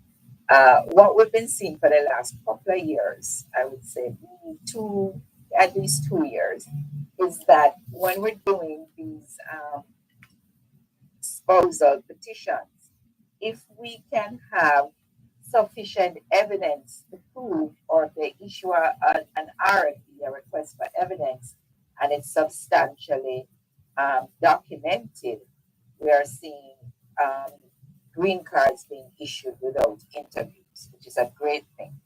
Now, if you happen to be called in for an interview, this is people are in the US, you call it for an adjustment interview, you have to take evidence of the relationship to that interview and to be prepared to answer questions about your spouse, sometimes with the spouse sitting next to you, or sometimes you are separated.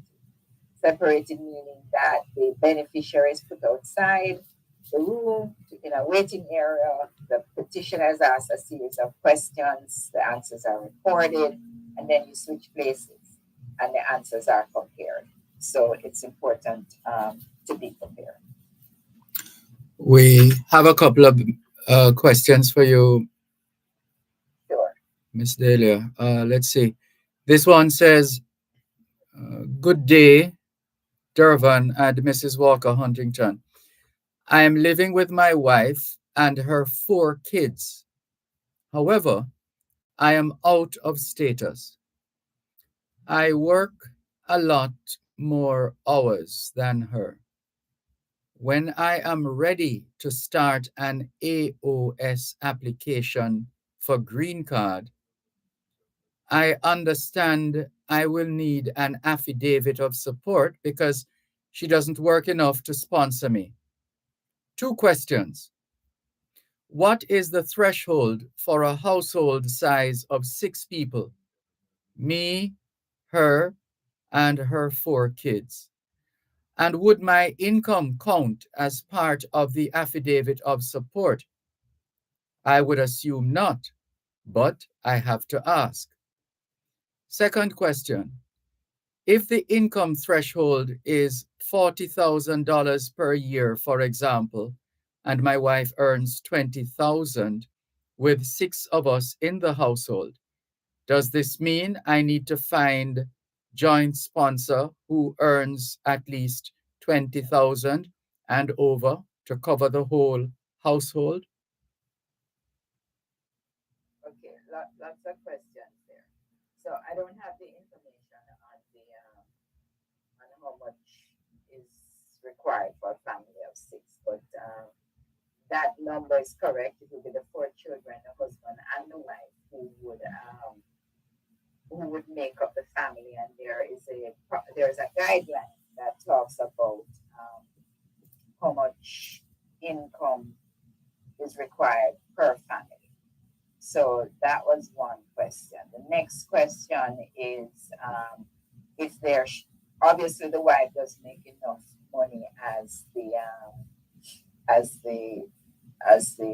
husband here, so they could use assets to offset the difference, and they could also use a joint sponsor. So I I like to use a joint sponsor if one is available.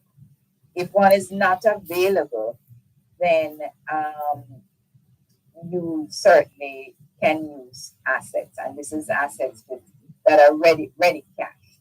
So let's say if you own a house, you have $200,000 equity in the house, um, then you would look at this is where the deficit would come in. Again, let's say the deficit is $20,000. In a case of a husband and wife, the assets has to be 3 times um, the deficit. So you would have to have ready cash. In this case, again, about $60,000. There are times when the intending immigrant, the income from the intending immigrant can be used to offset. Sorry, can you just hold it right there for a moment, please? We need to take a break. Thanks. You're listening to Power 106 FM. The time is now 3:45. Here is a financial literacy tip from your friends at Power 106 FM. Learn to budget. Once you've read a few personal finance books, you will understand 2 rules. Never let your expenses exceed your income and watch where your money goes. The best way to do this is by budgeting and creating a personal spending plan to track the money coming in and going out. Tracking expenses can provide a valuable wake up call. Small changes in your everyday expenses are under your control and can impact your financial situation.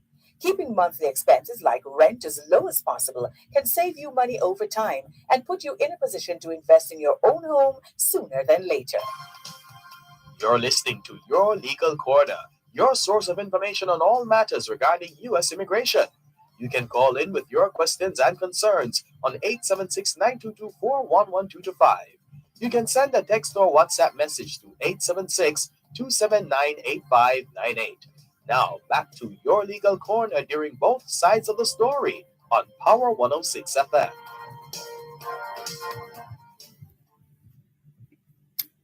You're listening to Your Legal Corner with U.S. Immigration Attorney Delia Walker Huntington on today's edition of Both Sides of the Story, Power 106 FM.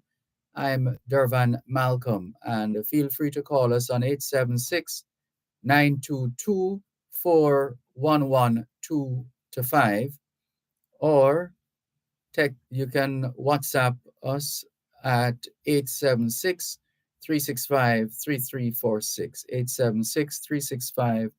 876-365-3346. There is also 876-279-8598, 876-279-8598. Any question to do with U.S. immigration, you've come to the right place, and this is the right time during both sides of the story here on Power 106 FM. Let's hand you over once again to Attorney at Law, Delia Walker Huntington. Thank you. So this question kind of makes it delve a little bit into, but if the person started out by saying you're out of status. So if you're out of status, you're not supposed to be working. They're not legally authorized to work. Having said that, when a U.S. citizen is filing for a spouse to adjust status, that violation is often overlooked. It's an unwritten rule where it is overlooked. However, you have to think twice about using your income that is not authorized on an affidavit of support. Is a person paying taxes on this income? Lots of questions here that have to be asked. So I think the safest bet is to use a joint sponsor. But this is just from the cursory question. Again, lots of questions have to be delved into with that person in a consultation with an attorney. Now, if you use a joint sponsor, the joint sponsor will be responsible for their family and the intending immigrant. So the joint sponsor wouldn't be adding themselves to 6 people in order to meet the guidelines. Let's say the joint sponsor is married, so they're a family of 2. If they're a family of 2 plus the intending immigrant here would make it a family of 3. The 4 kids come into play if it's the wife who is doing the affidavit of support. Well, the wife has to do an affidavit of support even if her income is zero or is not sufficient. But in terms of the affidavit of support that is going to stand up for the intending immigrant, it could be a joint sponsor, but the wife still has to do one. So in this case, this material, this particular matter would require at least two sponsors, the petitioner as well as a joint sponsor to set up. But they do have options, but the options are detailed and a lot of analysis. So I would suggest that the person um, gets in touch with an attorney and goes over it. And I also don't like the fact that they say when they're ready to do the affidavit of support. If you're in the United States, you're out of status and you're married to an American citizen, that alone doesn't give you any status. You need to file to change your status, to adjust your status if you arrived. If you came on a visa and you overstayed, then you need, and you're married to an American citizen, then you need to look about your papers. You know, none of this when I'm ready business, because you can be going down the street and for any reason you are stopped or, you know, taking public transportation. You have to try to secure your status at the first possible opportunity and try to look at the options that you have instead of sitting around and waiting and thinking, you know, I'm okay, I'm in a job, I'm married, and my wife is an American citizen. Please don't be complacent in that. Do not be complacent.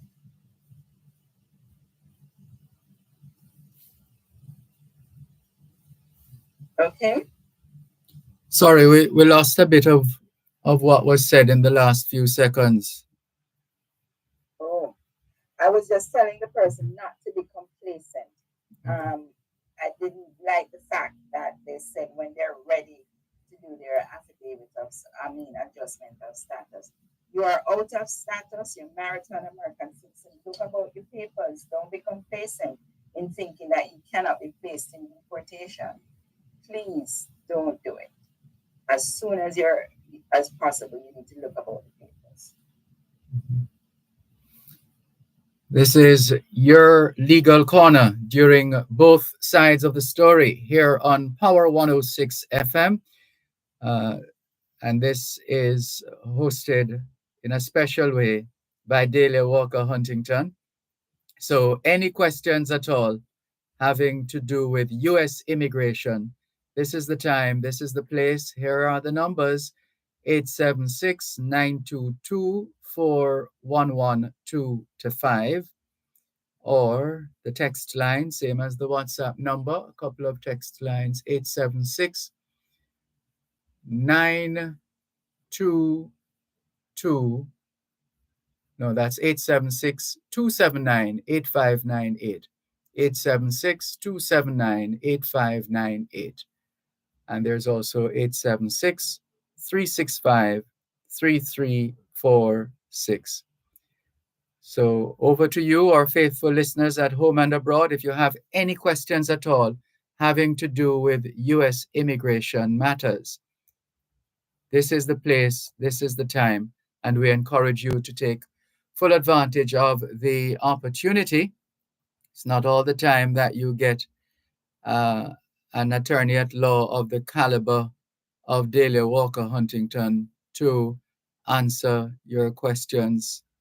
You're being an experienced attorney at law of international repute.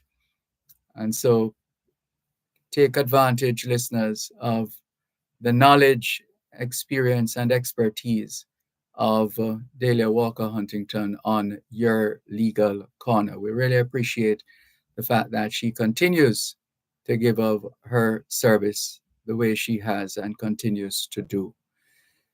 So now over to you to take advantage of the opportunity, listeners and viewers all over the world. The lines are open on your legal corner, 876-922-4112-5, or if you prefer, the text line, 876-365-3346. Okay, here's someone calling, messaging us.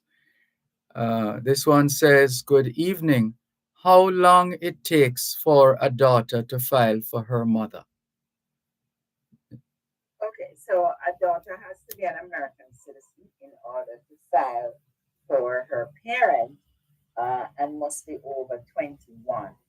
Those petitions are immediate relative petitions, which just means that as quickly as the filing can be processed and as quickly as an appointment can be scheduled. Nowadays, that is looking more like 1 to 2 years. It used to be 9 months to a year before the pandemic, but in a post-pandemic world, we're still dealing with some of the residue and the backlogs. So we are saying that it takes about a year, 1 to 2 years. Mhm. And somebody missed. I don't remember, but the message says, "Good evening. What did she just say about status?" Oh, that's a big question. Yeah, don't know what that means. Mhm. Don't know what that Okay. Okay. She says, "Lady K from East Kingston." That's the name of the listener, I think. Could means. she repeat what she said about status? I I need more information on that, Dervan. I wouldn't even know what they're talking about. Oh, okay. Okay. Wouldn't know what they're talking about. Fair enough. Yeah. All right. So, listeners, the lines are still open on Your Legal Corner during both sides of the story here on Power 106 FM, taking your calls on 876 922 4112 to 5. 876 922 4112 to 5, or the text line 876 365 3346. 876 365 3346. And so we still have a few minutes to go, listeners. Take advantage of the opportunity to get in your questions before we have to wrap today's edition of Your Legal Corner with Yes. So Dervan, let me yes. just say where new month, July, first and first here in the F1 category, which is the adult unmarried son or daughter of an American citizen. You're waiting on a visa. Visas are available in October for those who were filed for before October 22nd of 2015. If you're the spouse of a green card holder or the under 21-year-old child of a green card holder, visas are available if you were filed for before November 15 of 21. If you are the adult unmarried son or daughter of a green card holder, it's May 1 of 2016 that visas are available. If you are the married son or daughter of an American citizen, it's April 1, 2010, which means, Dervan, that you're looking at about 14 years wait in that category. What? Yes, married son or daughter of an American citizen, April 1 of 2010. Now, if you're the sibling of an American citizen, your priority date that is being worked on is August 1 of '07. So if you're filed for before that, tack on 3 more years. No, this is what I'm saying, that post-pandemic, we have there was a huge backlog, of course. People needed to be interviewed, but these priority dates are not moving. I mean, I've been practicing now for over 25 years. Never seen it take this long for the married son or daughter of an American citizen to take so long. So the story behind this is that you need to file and forget it. Don't file and sit down and wait because you're going to America. File and forget it, and don't think that, okay, I have a brother in America, I don't know, maybe I'll want to go and live with him. Maybe my mother is there, and I may want to go to be with my family when I retire, when I get older, after I do this or after I do that. That's fine. But you need to plan ahead. You can't wait until, I'm ready to go to America now, or my mom is there, she's by herself, and she needs me to come take care of her. You're not going to get a green card just like that. You have to be in the pipeline. So I strongly suggest to people that if you have an inkling, put the filing in, continue to live your life until it's time for the paperwork to get processed. We have one for you, Ms. Dahlia. Good afternoon. My daughter is trying to come to the States to work as a registered nurse. She would have to be a U.S. citizen to file for her parents? Yes. So if daughter has a way to get to America, to get a green card as a registered nurse, beautiful. But she would have to be an American citizen before she can file for her parents. Yeah. Green card holder cannot file for their parent. A green card holder can file for their spouse and their unmarried sons and daughters or minor children. That's it. Thank you very much, Ms. Dahlia. Please leave those contact details. Certainly. To reach me in the U.S., 954-963-8555, 954-963-8555. To reach me in Jamaica, it's 876-969-9666, 876-969-9666, or 925-0949. All right. Thanks, Dervan. And again, stand strong to the people in St. Elizabeth, Manchester, Clarendon, and anybody who was affected by the storm. Just stay strong and try to get the help that you need. And so say all of us. Thank you so much, Ms. Dahlia. All the best. All right. Be good next week. All right. Take care. See you.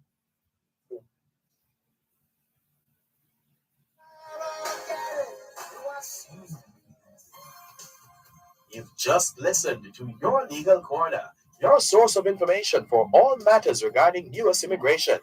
Join us next Thursday at 3:30 p.m. for Your Legal Corner during both sides of the story, right here on Power 106 FM. At Wellington Dental, they offer cleaning, filling, whitening, and other services for the entire family. The time by Wellington Dental is 4:02 on Power 106. The Auto World. It's the only program on Jamaican radio dedicated to the world of automobile. It's the Auto World with Shelley and McLagan. Get news and reviews relating to vehicles and automotive technology. Learn the ins and outs of mechanical operation. Find out about the various stakeholders in the local and international automotive sectors. From auto finance to road safety to motorcycles, the Auto World is your one-stop shop for everything auto. That's the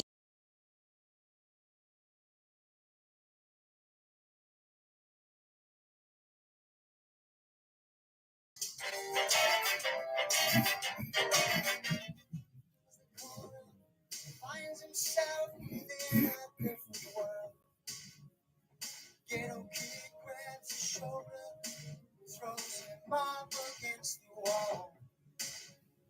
He says, would you respect me if I didn't have this gun? 'Cause without it, I don't get it, and that's why I carry one. We always need to hear both sides of the story. Both sides of the story. Thanks a lot for staying with us here on your program, Both Sides of the Story, Power 106 FM, still streaming live on the Gleaners website, go-jamaica.com, live on your smart devices all over the world. Taking your calls on 876-922-4112-5, 876-922-4112-5. And the text line is the same as the WhatsApp number, 876-365-3346. Good afternoon. Thanks for calling. Yes, sir, Malcolm, how are you doing? I am fine, thanks. How are you? Well, some good and some bad news here. Now, let's start by saying this. When me a young boy I grew up, them tell me say, no matter how they write no fine, you can't see it. But when you get in a 40 and go over, you can't see fine right now again. That means you hide them. Is that true? Yeah, it's a natural part of aging, actually. So there are So, some. alright. Yeah, I'm not a medical expert, but I've always been taught that as you get older, as you age, you lose certain faculties, or certain faculties are not as sharp as they used to be, etc. It's just a part of nature. So, at what point you use them psychopath? When you're having a difficulty hearing. I wonder if me hear right, you know. You understand what I say? Mm-hmm. Yeah, because we have illicit 6 and now we have illicit 8. So I wonder if me hear right.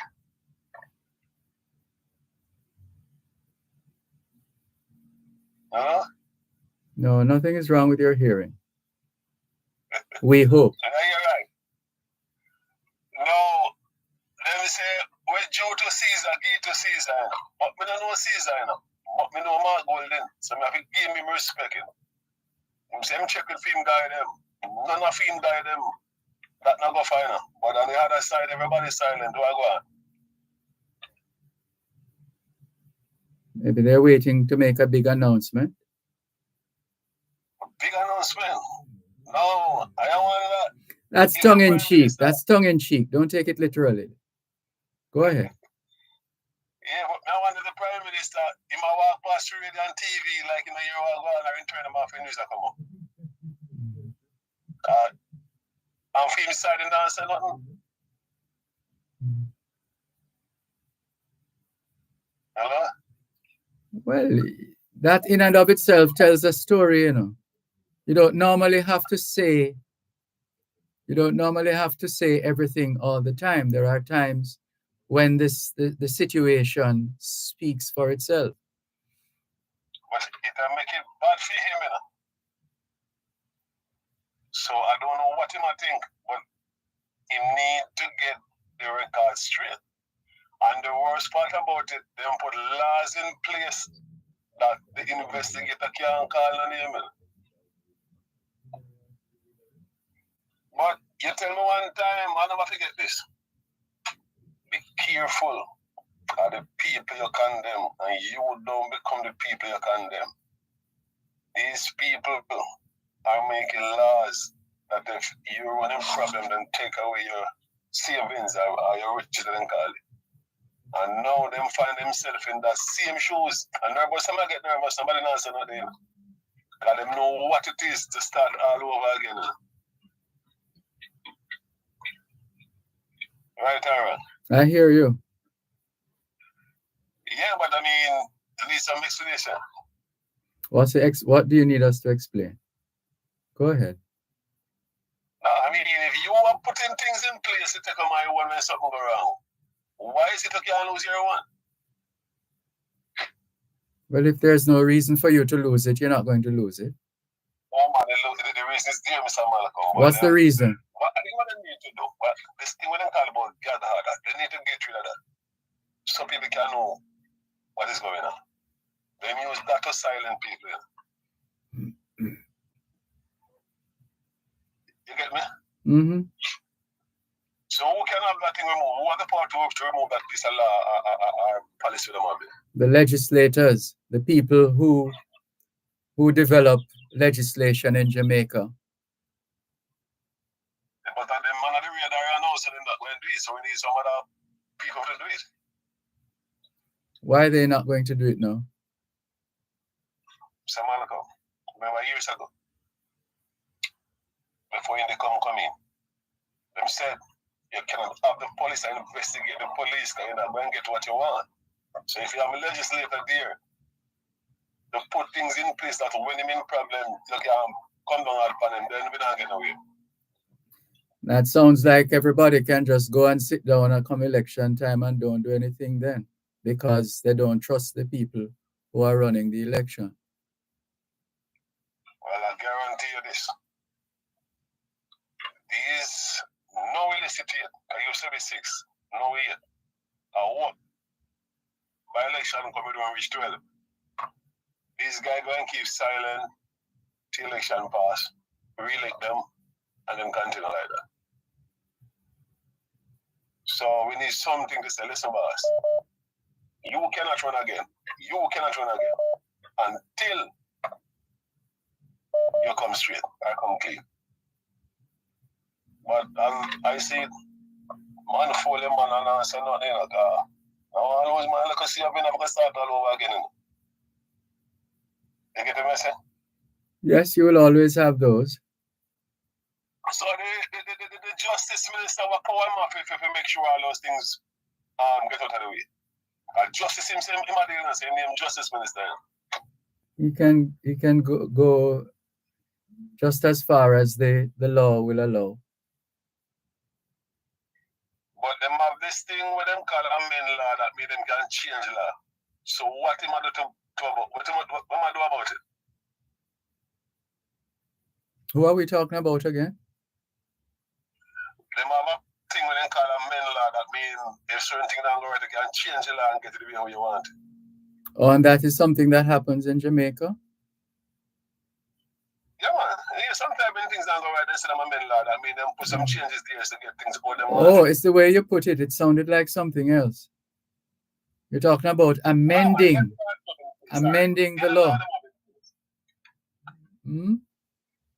No, and the law them have in place. They can make changes towards it. Yes. So we can't go on year in and year out. We are here saying this man an investigation and this man remember, if you don't call him name, him not going to say nothing. Because him know himself, so him not going to say nothing. So you have to put some changes, say, alright, when we call him name, him can't do nothing about it. He don't come clean or him face the consequence. Yeah, so that sounds like you're calling for a more direct approach. Once there is a finding that is questionable, or I'll just say that much is questionable, that you act immediately.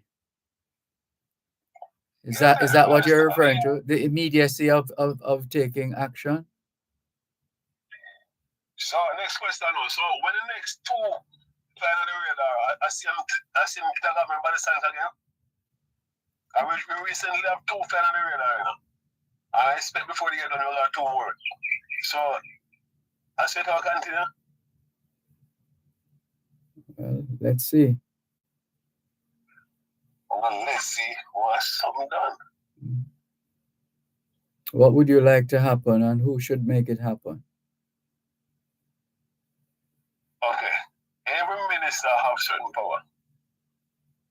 So when him go to parliament and say, listen, boss, because the people ain't can't call nobody name, we have put measures in place that when name call, you can't do nothing that you get yourself. You clear yourself. If I know you're good. But I mean, I'm surprised when I hear the news yesterday, 2 more flying on the radar. And up to this morning, man, the news, them say, why? Name still can't call. They have a country like that, and they can't work like that, boss. Well, it is the law, and for as long as it doesn't change or it isn't amended, it will remain the law. All right. You don't gamble? No. And you don't bet? And what? And you don't bet? And I don't what? Bet. B-E-T. No. I'll just go and bet you that right now once the election passed, that's what I remain. I wouldn't be surprised.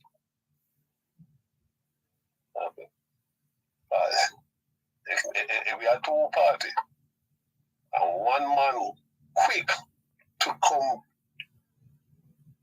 to the public and say, listen, I do all checks and balances on my side and none of my guy them in the bag. On the other side, the man silent like him now listen what go on, you know. As they say, tell a story, they say. But let's see what moves until then, boss.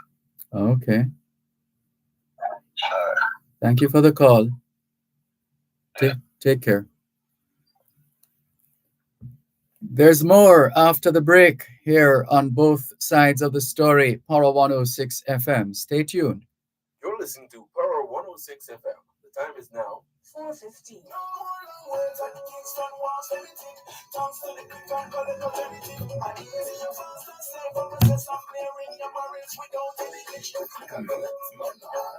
Sending from foreign to yeah. Sign up today from abroad. You can manage clearance here online. Your loved one just has collected. Easy. For more information, WhatsApp 876-577-8905.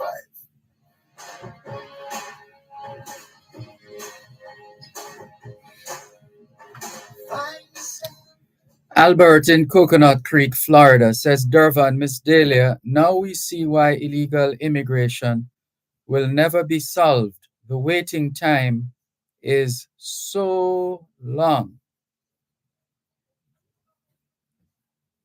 And a Cuban in Georgia says, Sir Malcolm, the government must freeze the accounts or seize the accounted assets of the illicit aid, says Cuban in Georgia.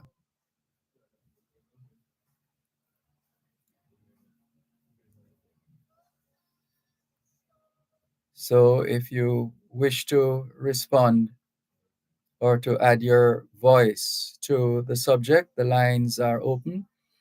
876-922-4112-5. And the text line is the same as the WhatsApp number, 876-365-3346. 876-365-3346. And let's see who else is hitting us up online as we continue with more here on both sides of the story. Hubert Fowlin says, good afternoon. You're listening to, oh, that's very kind of you. You're doing continuity announcements now, Hubert Fowlin. Thank you. Good afternoon to you too. Inez Iona Campbell says, oh, that was earlier on. The volume is low on Miss Lawyer end, not hearing her. Sorry about that, if that was the sound back then. And Barbara Hart says, blessed good afternoon, Professor Dervan Malcolm, to you and all of our Jamaican diaspora listeners over the globe. And for you, Mr. Neville, will send my brother as we speak the heavy rain. Well, hold on. Or you want to say, well said, my brother. As we speak, the heavy rain is upon us here in Stony Hill. I'm just sad to see that our politicians behave in the way they do. We have to file our taxes and we can't be late. And if they ask for more information, we have to furnish them on time. And look at our Prime Minister, Mr. Holness, for the past 2 to 3 years. Now he still can't complete his integrity report, even though they asked for more information. It was not furnished. I am just tired, Sir Malcolm. Too much PR in this place from top to bottom. Indeed. It sounds like fatigue. That sounds like fatigue. Thank you for your message. Keep those messages coming in. 876-922-4112 to 5. 876-922-4112 to 5. And the text line, same as the WhatsApp number, 876-365-3346. You see, Robert was trying to say something here.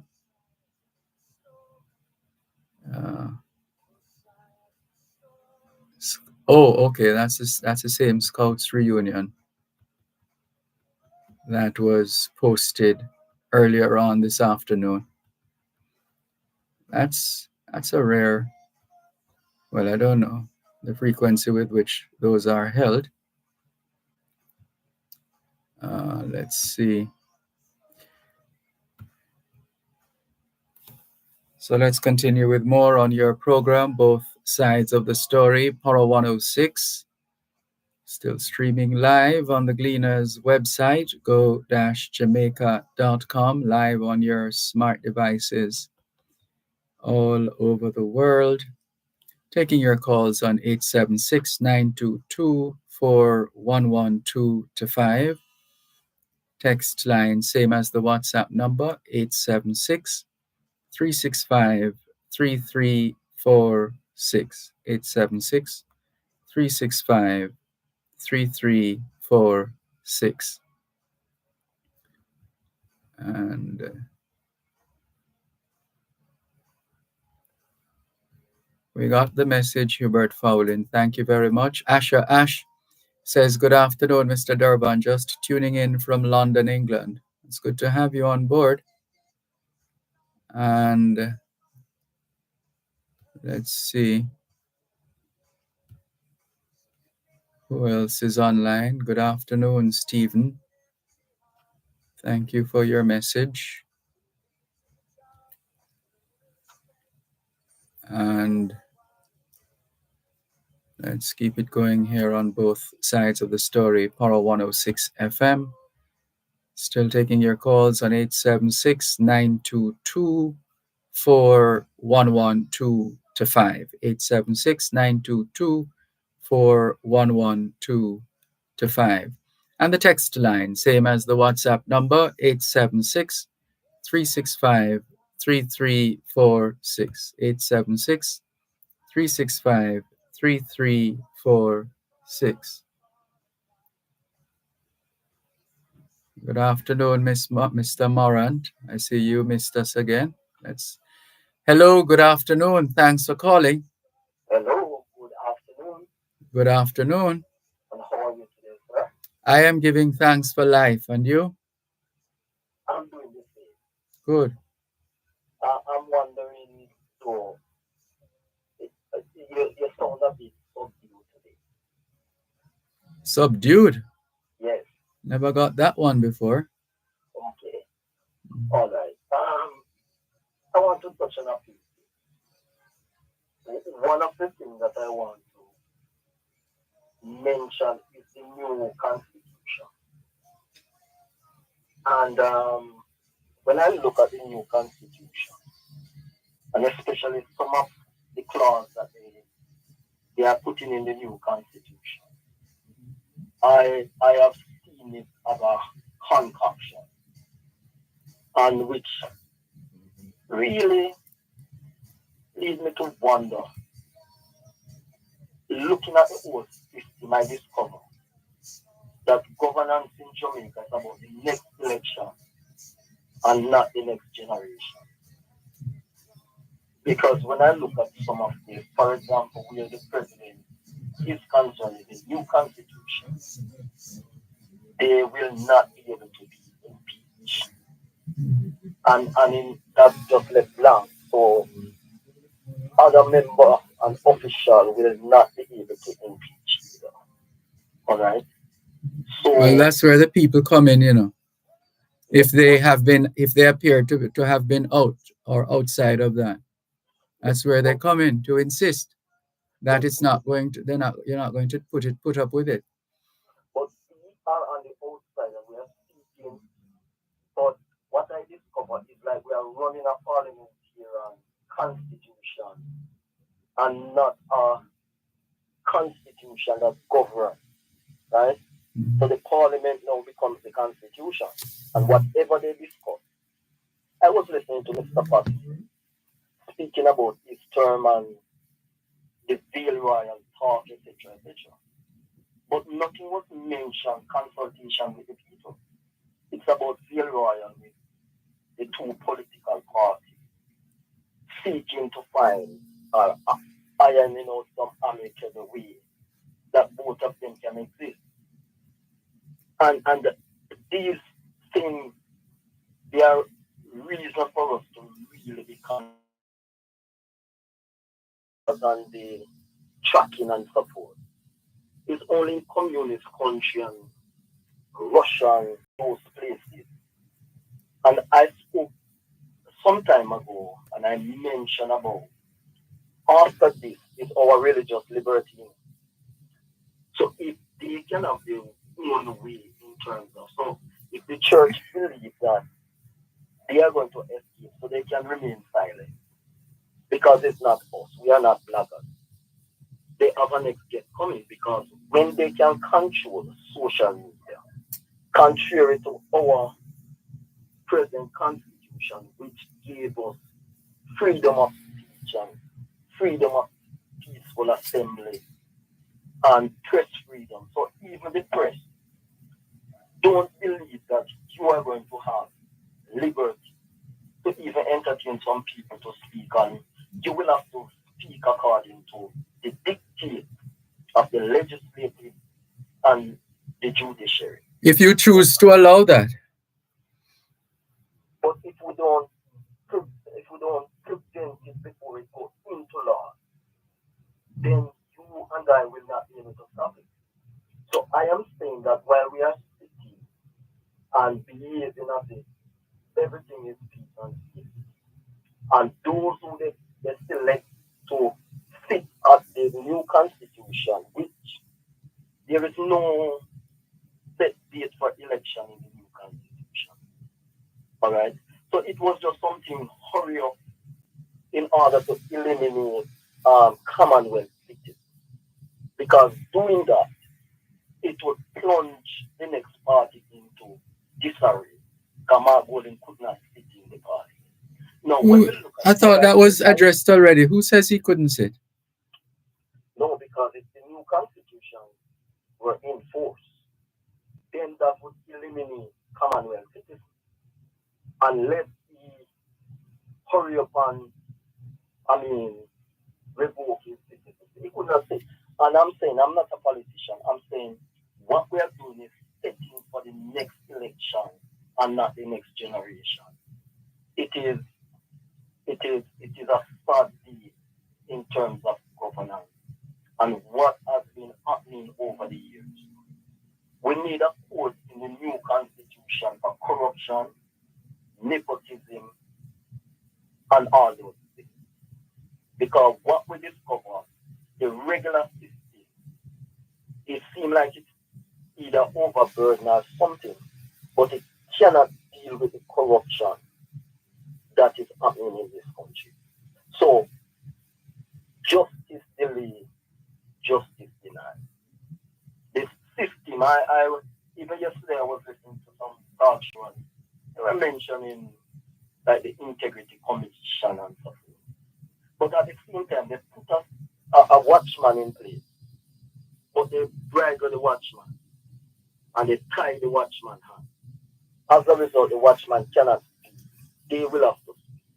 And they are not speaking because they are the same one who involved in this thing. We need in this country the people to rise up and say, look, we need to have a say in the governance of our country. The people not getting it, because we're drinking so much rum and special and smoking so much pot that a lot of us, we are not thinking, we are not listening. And journalism becomes now just carrying out the wish and the fancies of those who probably pay them. So we don't have any critical inquiries and investigation investigative journalism anymore. Journalism is another entity that speak the language of those who control them. So, as I said, it's a sad day, and not until the people realize what is happening. But somebody said we are not going to know ourselves until our backs against the wall. Against the wall. Mm-hmm. Have a good day. Thank you for the call. You're welcome. Take care. This is your program, Both Sides of the Story, Power 106 FM. There's more after the break. You're listening to Power 106 FM. The time is now 4:30. Power 106 FM, the digital sound, and now reaching you in more ways. Listen to us on 106.1 to 106.9 on the FM band. You can also listen to us on the Power 106 FM app, which you could download on the Google Play Store or the Apple Store. You can tune in on your mobile phones by dialing 631-359-8281 if you're in the US. And if you're in the UK, you can dial 0330-606-0953. Plus, listen to us on onespotmedia.com and the One Spot Media app, or log on to go-jamaica.com. Power 106 FM, where all views can contend, giving you powerful talk radio in so many ways, on air and online.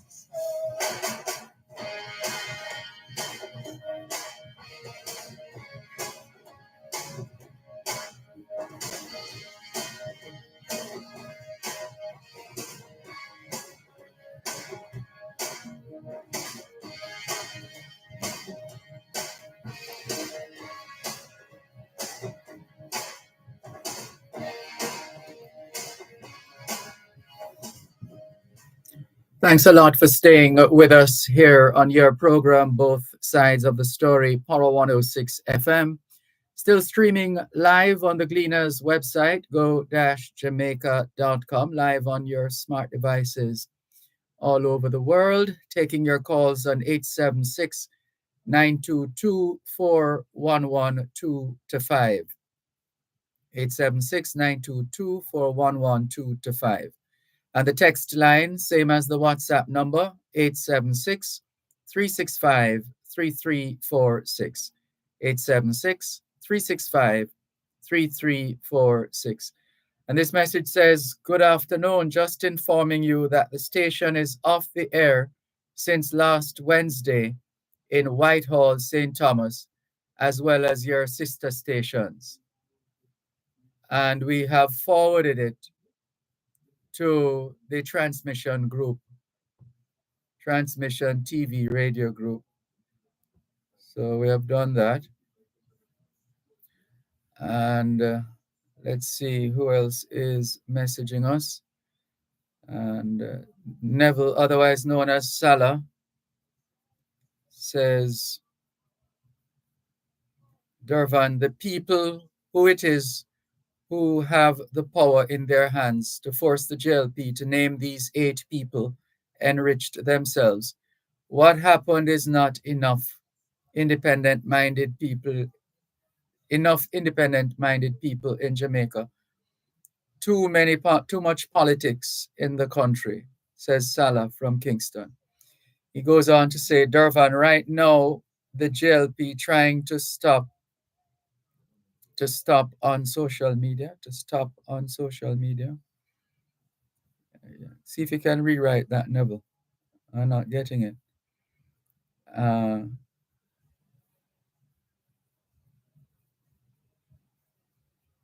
Right now, the JLP trying to stop on social media. I'm not sure what Neville is trying to say. I'm sure it's a typo. And JLP trying to stop on social media. Andrew Holness trying to put a gag on us on social media. The people need to prevent this dictatorial government from being re-elected. Salah from Kingston. Thank you for your message, Salah. Also messaging us at this time, this listener who remains unnamed, Sir Dervan, I am praying for the people of St. Elizabeth and Clarendon. I hope the politicians hand over all the money and kind to the people. Try giving them food. Try giving them food for the poor, board houses. And if they do, please arrange to replace them with block and steel. Thank you for your message. Here's another one. This one from Cuban in Georgia. Sir Malcolm, public officials must be held accountable for their actions to enrich themselves on the backs of our poor people. All this money can't be accounted for. Meanwhile, public officials are not being held accountable. The schools want improvement. The roads need improvement. Housing is a big concern. Transportation is in shambles.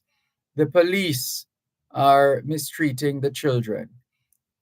We must stand up to corruption and corrupt practices by elected public officials. That message from Cuban in Georgia.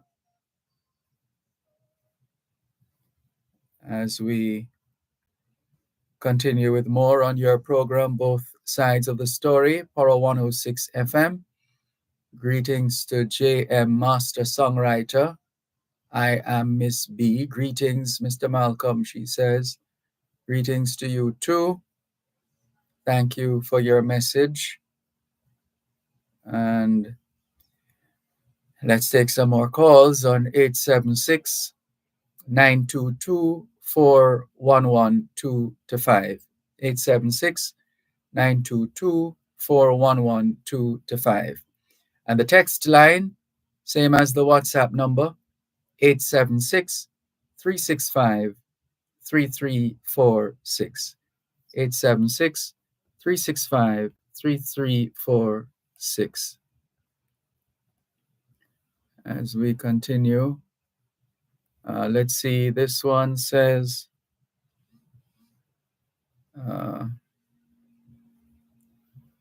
trying to, it's still not correct, Neville. There's something is still missing from this message. Trying to us on social media, trying to do what? Come on, Neville, pay attention and let's get the correct message. And in the meantime, we continue with more on your program, both sides of the story, Power 106 FM. And still taking your calls and your messages. But please, I know you're doing it in a hurry because you're trying to get it out quickly. But just spare a thought for those of us who have to actually read the message to try and figure out at times what exactly the author wanted to say or meant to say. So you'll have to help us in that regard, in as best as you can. That way we can get through more messages and hear from more listeners and viewers. So it's very easy, 876 922 4112 to 5. And the text line 876 365 3346. 876 365 3346. And who is this now? This is, okay, that was from yesterday. All right, let's go to another message here. This one says, "Good afternoon, Mr. Malcolm. I don't know if I got it wrong, but it doesn't seem to me that the Prime Minister's statement said he was banning free speech. I understand him to be referring to misinformation and disinformation. Freedom of speech doesn't mean a person can just say anything, like tarnishing a person's character or telling malicious lies on someone. These things can't continue," says this listener. Yeah, well, this is one of the points I made off air to a caller yesterday. By all means, enjoy freedom of speech and express yourself. But remember, with freedom comes responsibility. With freedom comes responsibility.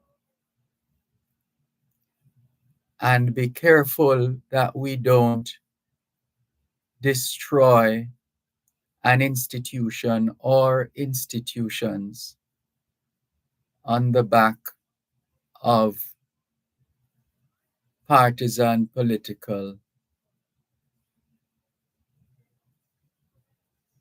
pampering.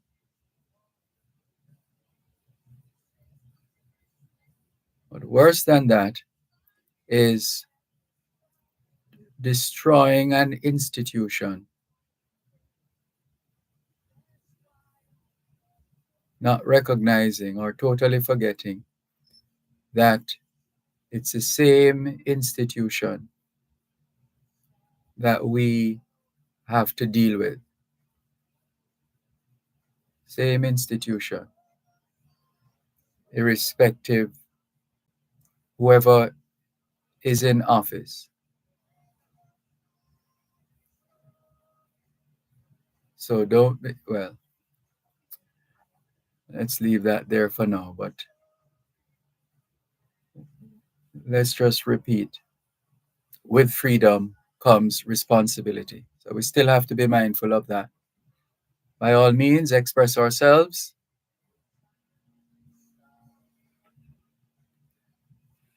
Let's continue. 876-922-4112 to 5. Good afternoon. Thanks for calling. Hello.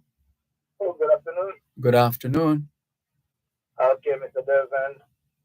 My name is Maul, and I was just listening to one of your call a while ago, and he was saying that it seems like these politicians, they are not about doing the right, it's about winning elections. But I learned that from 1989. You know, 1989, I voted in my first election, and after the election, the winning party, when he asked what plan he had for the country, he said he does not have a plan. And he's asking that the government... Oh, that really? Yeah, the government that was voted out to assist and help him. Oh. That party stays in power for over 14 years, and if you had the other years, it goes up to about 22.5 years. So this gentleman was right a while ago by saying that. But anyway, that is not really what I call about. You know, I am calling about JPS. I think, in my view, I think JPS is one of the worst companies that ever exists on planet Earth. You know, just before the hurricane, I was driving through a couple of those parishes that is ravaged by the hurricane. I am not saying that we would have damage from burial, but I'm 100% sure that we would never have this type of damage with the JPS if they were doing their jobs. Right through the country you drive, and there are overhanging trees and the power line all over. and there's nobody to assist to cut the tree from the power line, and at the same time they are telling the police not to do it. We know it is very dangerous for households, private citizens to do something like that. But I think JPS need to step up their game. At some location, just where your meter located, we have 5, 6, 7, 8 people stealing current right there, and JPS will come and read your meter and charge you a whole bag of money. And those people who are stealing current, their wire is right there, and JPS doesn't steal it, and there's nobody to come and really pull down this wire. And JPS need to do better. We cannot be paying for people who are stealing current, using the current to play music to disturb working people right through the night, through the weekend. Their lights are on right through the day, and working people, honest people who are paying, have to pay for those type of people who likes to live on government and don't like to work and like everything free. It is not fair, and it's full time for JPS to step up their game. One moment, please. Thanks for the call. One moment, please. You're listening to Power 106 FM. The time is now 4:45. How much do you know about spices and the impact they have on your everyday life? Join us every first and third Thursday during Farm Talk with Althea McKenzie at 6:18 a.m. for Spice Up Jamaica. We'll give you tips, tidbits, and interviews about the revitalization and sustainability of the Jamaican spices, including ginger, turmeric, and pimento. That's Spice Up Jamaica every first and third Thursday at 6:18 a.m. during Farm Talk with Althea McKenzie, right here on Power 106 FM. Spice Up Jamaica is brought to you by the U.S. Department of Agriculture Food for Progress Jamaica Spices Project.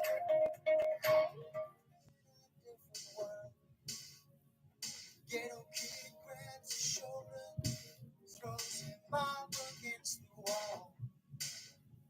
He says, would you respect me? Thanks for holding. Are you still there? Yes, Mr. Dervan, I'm still there, sir. Yes. Please go on. Yeah, so what I'm saying, it is in my view, actually, that disgrace, and I believe that the government should do something with JPS. There's a company which is located in Texas. I think its name is Mustec or something like that. I think the government must locate those people and try to find out if they could really come to Jamaica and help us out. Because those people are serious people about JPS is not serious. You have just a fridge in your house. Just maybe a little fridge and stuff like that. And you're paying out $25,000 a month for rent for license, when there are people around playing these loud music in the night right through the day. Their lights are on, paying absolutely nothing. It is a disgrace, sir, and I believe JPS should do something about this. They are one of the worst companies, I believe, one of the worst companies that ever exists. And my second point is this, Mr. Dervan. As I said to you before, in the 1989 election, I voted. And I take stock from those politician guys there. I listened very carefully, and I realized that most of those people does not have a heart for Jamaica. It does not have a heart for Jamaica and its people. There's a lot of things that the politician could do. You don't have to go to college. You don't have to have a PhD or anything like that. You don't have to have any degree. All you need to have is simple common sense, and that is what most of our politicians lack. For example, Portmore is a municipal area where you have a mayor. So in one parish, you have two mayors. And none of the politicians never look and say it's going to cause a lot of confusion.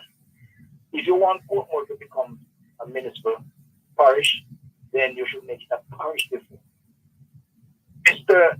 Mayor of Portmore, I live in Portmore, and the mayor in Portmore hasn't done nothing for the last 20 years. From the Charlie died, there is absolutely nothing done in Portmore. We are just paying this guy for nothing. The councillors from Portmore, they sit in Spanish Town. It is a waste of taxpayers' money. And I believe it's full time for both the JLP and the PNP and people who want to go in politics to take us serious. Take the country more serious. Even, for example, even the crime. Crime could cut in half, Mr. Dervan. Crime could cut in half if most of our ministers of national security were using their common sense. Places like Hanover and Westmoreland and St. James wouldn't get out of hand like that because I remember the days when there was no crime in those places. Trelawney, St. Mary Portland, I remember when there was no crime. But you have to be smart and use common sense. Too much PhD and lawyers are in politics and they does not have the heart for people. All what we need is people who want to serve the country and serve us. That's what we want. Mm-hmm. You know, I was driving on a road the other day, and it's a main road that thousands of people travel on every single day. And that, in my view, that road hasn't been fixed from 1980. And remember, one government stayed in power for 22 years, and this one is going 7. That road hasn't been fixed. There are loads of high schools in that area, loads of doctors and all sort of people, and the main road hasn't been fixed. And everybody come and they tell us all sort of foolishness about Spark, and they come and listen, man, we need to do better what we are doing. Yeah. We need to do better. We as a, you know, after time look at it, how is it that Jamaica, one of the best countries in the world, is lagging behind? Our hospitals are in such, you know, we need to do better. We need to do better with the little that we have. It's not nice. The devaluation of the dollar again. Our money is so devalued out that, you know, I went into the supermarket the other day to buy some flour because, you know, I want to go home and cook some stuff, and I went and I picked up on one of those flour. I think it was a gold medal flour, £2. And when I went to the cashier told me that is $800 for 2 pounds of flour. Mm. Yeah, it's full time for both political parties to come together and sit down and reason. This is not a tribal war where we're just trying to fight on each other. We can sit down and reason. Our people, most of our people are suffering. So I don't want the people to come and talk about it when they go in power and why you never do it when you were in power. Let us sit down and reason how we can help our people. Because people out there are struggling. And my last point, sir, before I go. The minister of, or the NHD, we are living in a hurricane belt. And there are some houses that they call modern houses. I don't know if you've heard the word before. We're listening. Yeah, there are some houses that they call modern houses. So those modern houses that they are building in hurricane areas now, they build it with less zinc. So when the hurricane came, it won't damage the roof. And I think the NHT and those people who are responsible for houses need to take a look at those. And, you know, they pass the law. You know, people who are building new houses, they go in the modern way. So you build it with less zinc. You know? I wish I had a picture where I could send it to you once, but that's where the world is going now. And we need to go that way because we're living in a hurricane belt. We cannot be fixing roof over here. We need to move forward. We must think out of the box. Well, I keep asking, why is there a box in the first place? Well, you're right about that. It shouldn't be a box. But you know, it's full time for us to think more modernly. We are not thinking modern. You know, I don't know if they do it because they want to feel and rob people when these things come around. But you know, people are losing stuff. I look at some of these ladies on TV crying at some of these people. The whole house is gone. Their furniture is gone. It's not easy to build a house and refurnish it back in Jamaica today. It's not an easy thing. Starting from scratch, it's tough. That's tough. Yeah, it's tough. And, you know, I think reason I heard it. Because of these politicians, because a lot of these guys that go into politics, they are not going to help people, they're going with them just to make some money. You must have an art of service if you're going into politics and stop going around and talking stupidness. We must have a heart for the people, art of service. When we leave, it must make a difference. You can talk about that. You know, back in the olden days, most of those politicians, they never have an education. They never been to college. They never have a PhD and masters and you know, and up until today, people can still talk about them.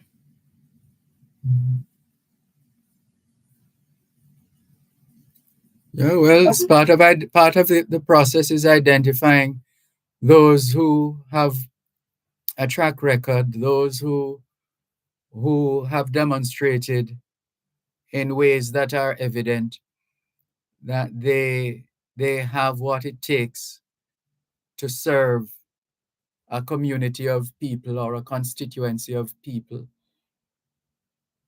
Yeah, I'll tell you something, Mr. Dervan, before you go. Have you ever heard about this guy by the name of George Lynn? I think he died now. Yes. Well, I knew Mr. George Lynn in person. I knew him. And before that guy entered politics, Mr. George Lynn will use his own backhoes and stuff and clear the road when they had landslide and stuff before politics. And I don't believe Mr. George Lynn can read. And I think he won 2 terms for, I think it was for the PNP. And whenever any citizen, he could ask the citizen in his country, when every citizen goes to Mr. George Lynn and asks him for anything to be done, Mr. George Lynn leave his house and he went there, and by next week, you get it done. Whenever he gives you his word, he has to burn it. And Mr. George Lynn is a man, he never holds a ministerial position in parliament, and I don't believe he can read. But the people, they love him because he's a man for the people. So that's what I'm talking about. Those are the type of politicians that we need. You know, it is so hurtful sometimes to see some of the things that these politicians do to our people. You know, I don't smoke. And the other day I was in a certain town and standing up behind this guy from within ganja stiff right in my face and some other people right there. Smoking is ganja stiff and you cannot say anything because the law said it's legal for you to have an ounce or 2 ounces of ganja. You cannot pass stupid laws like those. It's not everybody smoke. In America, in some states it's legal, but you cannot go in the public and smoke in ganja like that. There are designated places where you can go and smoke your ganja. And these politicians is going around and doing these things to win vote and destroying the country. That's what they are doing. Well, we the people have our hands full. Of course, you're right about that. We the people definitely have our hands full. Because if these are the politicians that we are voting for and those that are in waiting for government, it doesn't look good in the future. I'm telling you the truth. It doesn't look good. Yeah, well, we have to speak up, and we have to act where necessary to demonstrate a level of seriousness and consistency. And in the final analysis, each and every one of us has a role to play. Yes, each and every one of us do have a role to play. Yeah. And, so I just want to say to the Jamaican people, those who want to enter politics or any form of service, that we must put Jamaica first. You know, there's a lot of people, a lot of doctors, a lot of lawyers, a lot of people in high position. And, you know, you can give up your school, give up your community. You know, you can help, less fortunate parents with one of their kids to go to school and stuff like that. Let's help each other as a Jamaican. Let's not go around and still blaming all the politicians, even though most of them are really bad people. But let's do what we can do to make Jamaica a better place. Jamaica Jamaica. It's a nice place. Jamaica is a great country. Gonna have to leave it on that note. So sorry, we have to run. We're out of time. News time coming up. Thanks for the call. All the best. Okay, thank you, sir. Okay, bye-bye.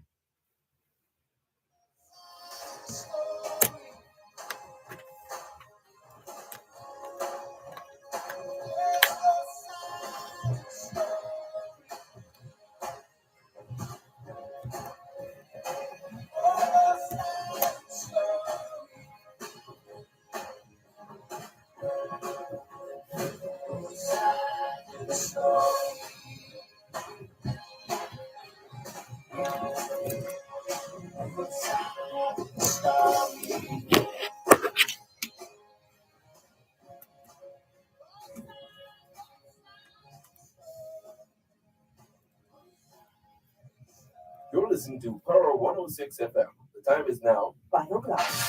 News, comprehensive, powerful, and credible. Power 106 FM now presents a simulcast of Radio Jamaica's news at 5.